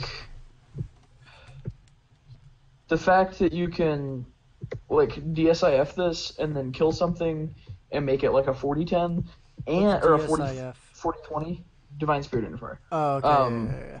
And the fact that like the more that you kill things with overkill, the bigger this gets, and the more likely it is to be able to overkill more things to double its attack more. Yeah, like I think it's great. I would give it 4 stars. I think this card's excellent. And Buffeted? Yeah, you could play this in Buffeted. Buff this dude so then it gets the overkill easier, and then more attack is more doubling attack. Yeah. Dude, this is ridiculous. Yeah. Yeah. It seems very I like good. it. 4 4 stars. stars. Yeah, I like the art. It's kind of funny. It's golfing a bunch of knights. It's humorous. Anyway, next comment. Yeah. Yeah. So next card, Crowd Roaster. I understand you have some strong opinions about this. 7 mana, 7/4 battle cry for holding a dragon, deal 7 damage to an enemy minion, and it is a dragon itself. I want you to give your hot take on this first because just you talk about it first. Okay, so this is a 7 mana, 7/4 that cares if you have a dragon in your hand. So this could be played in Dragon Warrior. I don't think it's gonna remove something, and then I don't know. I just don't think it's that. It deals 7 mana, 7 damage to an enemy minion, so you're probably gonna get rid of something, which is really good. But then it just doesn't have much longevity, just because it just seems like it's very understated for a 7-costed minion, but understandably because it's like spot removal for 7 mana, and it leaves behind a fairly large attacked minion. I think this card's great. I think that it's amazing. Okay. Because it is a bigger, like a better on the curve that it's on, bigger version of Blackwing Corruptor. I believe that was the name of the card. 5 mana, 5/4, deal 4 damage to a thing if you're holding a dragon. That one wasn't a dragon itself. Right. But it was very good. And I agree that it fits better on that part of the curve than it does on the 7-drop part of the curve. But I still think that this is great because it will blow up, one of their big things. And it leaves minus 7/4 body, which is really impressive. Yeah, I mean, I like that late in the game, though, it's only going to take them 1 minion to get rid of it. So it's basically spot removal, and then they have to trade into it. So you're getting rid of 2 things with 1 minion, which is still pretty good. Yeah. So, yeah, I would say 3 stars, but what would you say? I'm going to give it 4. I think this is going to be the Dragon Epic after Primordial Drake rotates out. I think I'm going to be happy to get this off of random dragon effects. I'm going to be happy to pick this off of Netherspite Historian, assuming there's no class dragons. Right. I just like it. I just think it's good. All right. Seems legit. 4 stars. That's also a thing that I think that this could take the place of a Primordial Drake when that rotates, which is a solid. Yeah. Point. Yeah. Is that the last epic, or do we have like one more? Yeah. Epic? So no, we have the legendaries now. Oh Jesus. What? All of them. I do not think that there is a good neutral legendary in this set. Wow, there's only 5. I disagree. I think. Well, let's go through all of them. Let's go through. So first we've got Grifta. This is 4 mana, 4/5, Battle Cry, discover 2 cards, give 1 to your opponent at random. This is very bad, and I've had many people in the comment section try to tell me otherwise. It is very skill testing, and I think it's good. Okay. Here's the thing. You have to evaluate whether you're in a situation where you can afford to pick 2 good cards. It's an above curve minion, right? It's a Yeti. Right. And it can turn games around if you choose like a terrible card and a great card, banking on getting the great card and giving your opponent the terrible card. There's a 50-50 shot.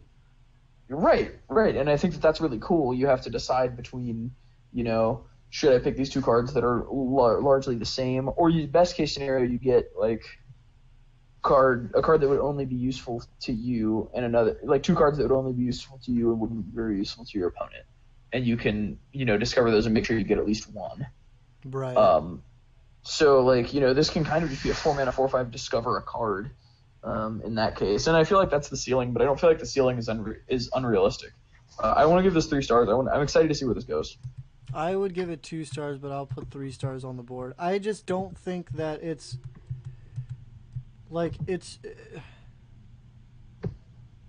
in every scenario, you're either like hindering yourself, or you're gonna help your opponent, or you're gonna, I don't know. The RNG for me, just the 50-50 shot just kind of deters me from this. Like, I can play other stuff at the 4 slot that it's like, Yeah. like, because you either get 2 mediocre cards, and you each get 2 mediocre cards. You each get 2 bad cards. You each get 2 good cards. I get a bad card, and you get a good card, or you get a good card, and I get a, like, you know what I mean? Yeah, like obviously there's a lot of different scenarios that are possible coming out of this book, but I'm excited to see what they all are. Like I like this. I think it's interesting and fun. I'm not claiming that it's going to be terribly good, but I'm going to test it. And no, I it's think definitely new and like innovative and does some weird stuff. But it's very for me. Matt says it honestly is a very luck-based card, nice for a gambler's deck, but I honestly don't see it being good. I'd rather just have a secure bonus. That's kind of my quorum with it. Like, this game didn't need any more high RNG effects. All right, here's the next card. Mojo Master Zihi. This card's bad. Hold on, wait. It's never good. What is 6 it? mana 5/5. 6 mana 5/5. Battle cry. Set each player to 5 mana crystals. Mojo Master Zihi. Yeah. 6 mana. This is only good as anti-druid tech. Yeah. And I don't think you play a 6 mana 5/5 because of its anti-druid tech. Because I'm gonna give this 2 stars. Alright. Yeah. And I think that's where the discussion can end. Alright, let me just put up the 2 stars. So, yeah, we're going to give this 2 stars. It seems really bad. Anti-druid, and okay, cool. Yeah, no, only really relevant there. Okay. Next card. The Undertaker. 8 mana, 8/5. Battlecry gain the death rattle effects of 3 friendly minions that die this game. I think this card's good. I am excited to put this into Death Rattle, Priest, and Wild. Oh, I forgot this existed. Alright, I take my I forgot. I take back my statement that there's no good neutral legendaries. I think there's 2 good neutral legendaries. 2? 2 out of the 5. I am fine with 4 stars. If I pull this is going in my Death Rattle Battlecry Rogue. Sure. I mean, it does have both of those things. Exactly. Yeah, I think it's interesting enough. Yeah. Oh my god, what if you get 3... Wait, can you double... Does it say different? No, if you bronze this, if you Spirit of the Shark this, you could get like 6 different... you get 6 different Death Rattles on 1 card. And you just have to have 6 Death Rattles die. This is not that difficult. Yeah. Oh, that's fun. I just immediately got excited for this. Quest Priest, bring it. That's definitely a viable option there. Oh, jeez. I like this card. Alright, I take my statement back. I feel bad now. Yeah, I think it's a 3-star card. 3-star? Right. Oh, you said 4, but... Yeah, I meant 4, sorry. Okay, 4. Cool. It's 4-star card. It's like, geez, I like it. I do too. I think the neutral legends in this expansion are overall a lot weaker than the other expansions. I think they're on something that way. But, Probably. I mean, I don't think they're bad. Well, I mean, okay, well, what's the next one? Because there is one that I think is very, very good. Well, the next one is Undasta. That is the one that I think is very, very good. Yeah, I figured. 9 mana, 7/7 rush, overkill summon a beast from your hand, and it's a beast. I don't think it's good. I think it suffers from the same issue as the druid spell that summons a random beast from your hand, in that you have to build your deck around this, and only other beasts in the kind of decks that want to do that can't. Just because so many good minions have to be beasts. And I stand by that assertion. I don't think this card's good. I think a 9 mana 7/7 rush is mediocre. I'll feel okay picking this in arena. But I think the other effect is just kind of a bonus that's not really terribly relevant almost all of the time. Alright. I think this is alright, because this can be played in a lot of the well, again, this was when we thought that maybe Beast Druid was going to become a thing, because they were showing a lot of stuff for that, which never panned out, obviously. Yeah. And I think this is another card, and we also, at the time of me reviewing this, I said it was really good. Also, now that we have seen Master's Call, you don't really need like a reload sort of thing for Beast Hunter, because we now have that as well. I still think it's all right. It can get you out like 15 mana worth of 15 worth of mana if you like get a Savannah High main off of this after you overkill something. I just think that you can cheat out a lot of mana in with this card, which I think is pretty all right. Yeah, I think that's accurate. I would say 3 stars. Probably bumping it down from my original 4-star rating. Yeah. So you're good with that? Yeah, I think that's fair. Next card, Hakar the Soul Flare. I think you think this is bad, and I think this is good. And so I want to change. So my original thought, I did not realize how this card worked when I originally reviewed it. Okay. So I did not realize that the cast when drawn was changed to basically be cast when drawn now means cast this, draw another thing, and they changed all the text on all of the cards that said like draw another card. Like I think like Book of Spectres was one of those that said like draw another card after you do this, so they just like changed all of them to cast one draw now basically means. So this is disgusting. If you want to build a mill deck, you just mill the crap out of your opponent and then make them continuously just take 3 damage and then draw another card, like another fatigue card. Yeah. I think. Yeah, I mean, I think this is really good in decks to make your opponent draw more cards than you, because logically they're going to draw more Corrupted Bloods than you. Yeah. It's another important thing where Corrupt Blood doesn't shuffle in until all of the Corrupt Bloods have been played. So you can't infinitely make them draw like infinite Corrupt Bloods. You draw all the Corrupt Bloods and then you shuffle them all back.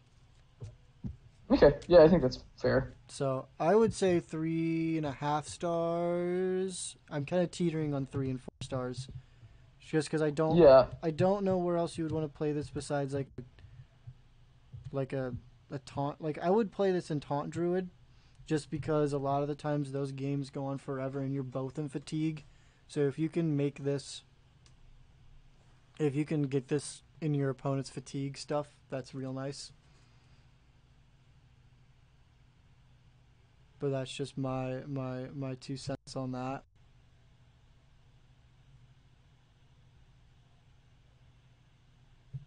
And we lost Fred again. No, I'm sorry, guys. The internet where he is so bad because we were both. I mean, if you guys have been following the channel for a while, we were both down in Berea, but his internet's probably terrible this time of night. So I apologize that we keep dropping the call. Hello again. Hello. So I was in the middle of saying for 3 stars, and made a really hot take about Druid, which I don't know if you heard. No, did it drop again? I'm sure it did. It's gonna drop again. It's gonna drop. Don't do it. Don't drop it. Drop the call.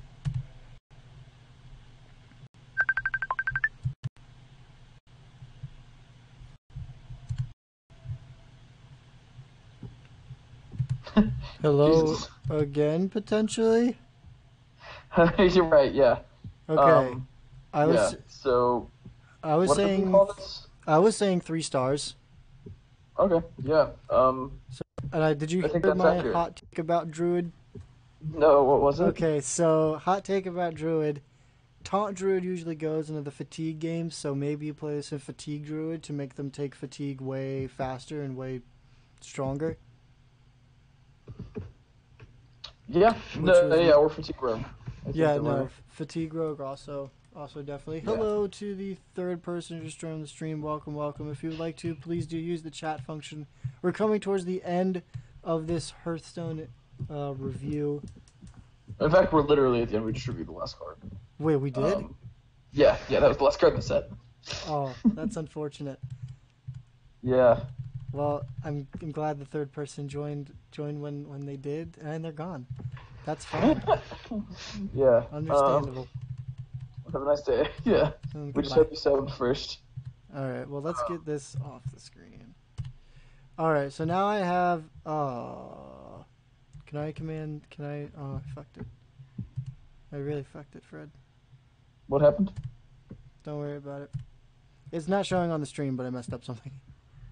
Okay. I gotta fix it. And there we go. I fixed it. So I have some questions for you about RASTAKHAN'S Rumble as a whole. Okay. So how do you feel about just the set as a whole? I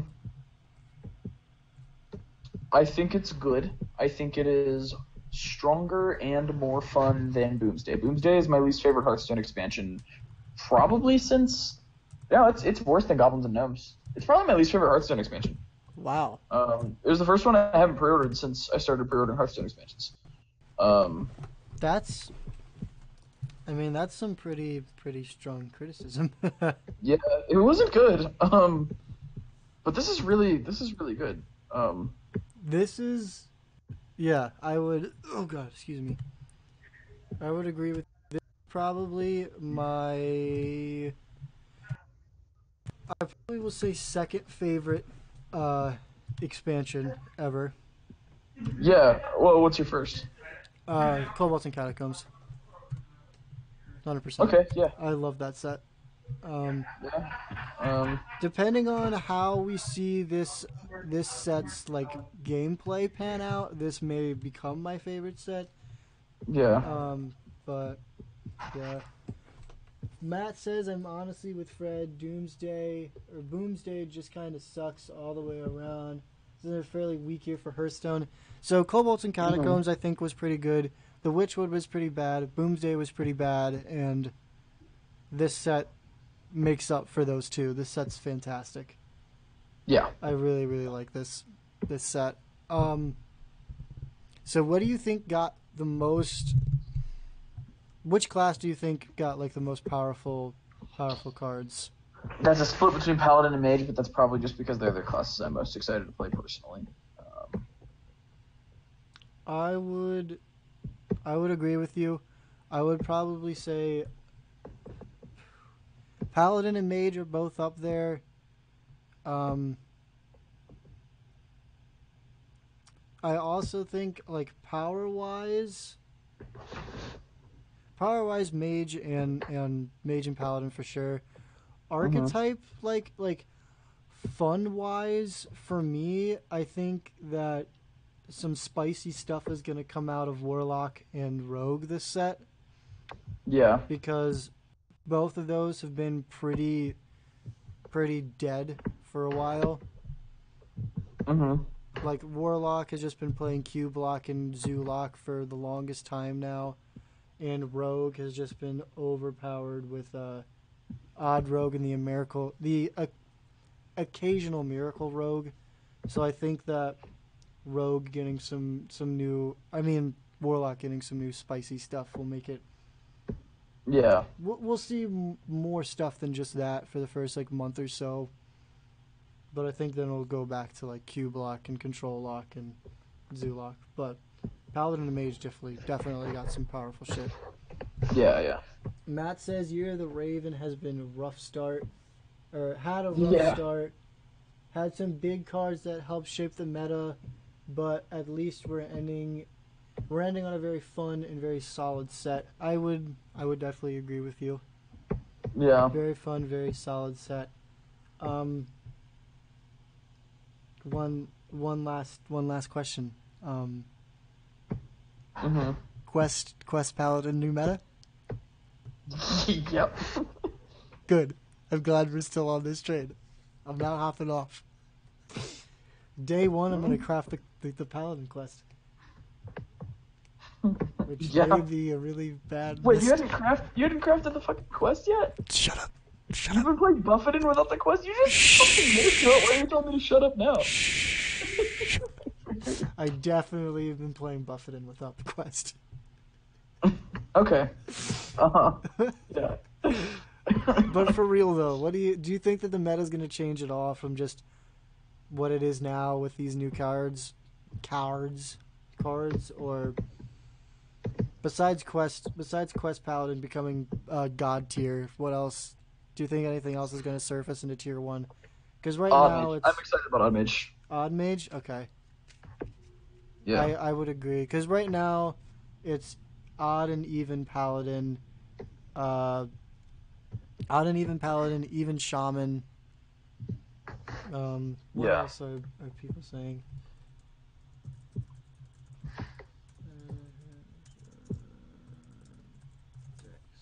Here we go.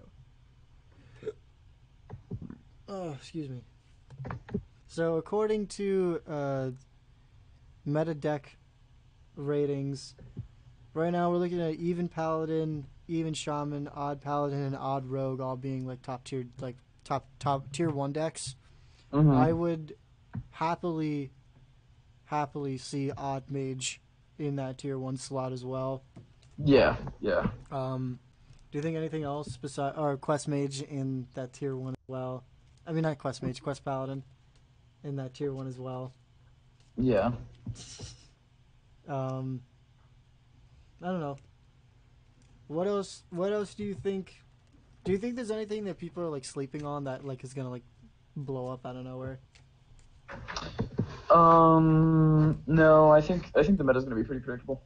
I mean, I say that by meaning ass, but yeah. I'm just excited. So am I. I play like a lot of Hearthstone.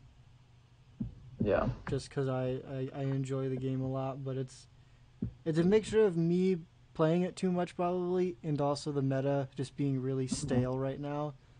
So I happily encourage anything new to come out of this set, and I think things will get changed up this set. Yeah. Which I'm happy about. But, I should go to bed soon. Yeah. Well, I was gonna say that we should end the stream here because I mean. And I need to skateboard around before I go to bed, but All right. Yeah. It was. Thank you for having me on the stream. I had a great time. No problem. It was fun. It took two nights, but we did it. We got through all of RASTAKHAN'S Rumbles cards.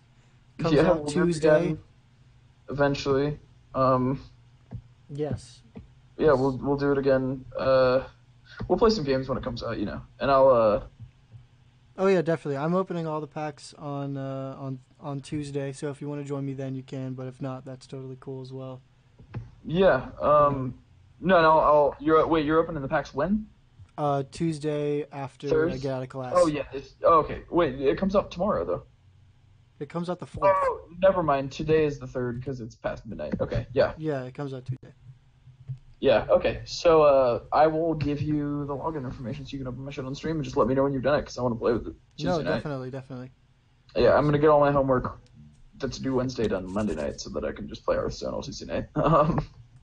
Yeah, no, the only thing I have left to do is 2 projects, and I'm cranking those out tomorrow and Tuesday, and then I'm opening, or today, I guess, and Tuesday, and Tuesday night. Yeah. Like the rest of this time that I'm here, and then when I get home. Stream! Yeah. Streaming, yeah. So that being said, make sure you guys subscribe and hit the notification bell. I will be streaming a lot of Hearthstone now that RASTAKHAN'S Rumble is going to be coming out. Everyone's super excited. Should be fun. Check out those links down in the description. Most of it's social media. Go follow us on social media because we post when we're about to go live as well. So go check that out. And we have StevensvilleGamers merch. So if you now obligated to go get that because you stayed through this entire stream. So, yeah, you have to buy SVG merch now. Yeah, you have to. We have the new logo on phone cases and other stuff. So go check it out. It's the Redbubble link. But thank you guys so much for watching. Like, comment. If you think we're wrong about any of these cards, tell us down below. and we'll debate. And thanks again for having me on the stream. Love you, man. No problem. Love you too. It's been fun as always. And make sure you guys keep the All Your Spirit with you. 1, 2, 3. I'm tired. Yeet. Yeet. Fuck.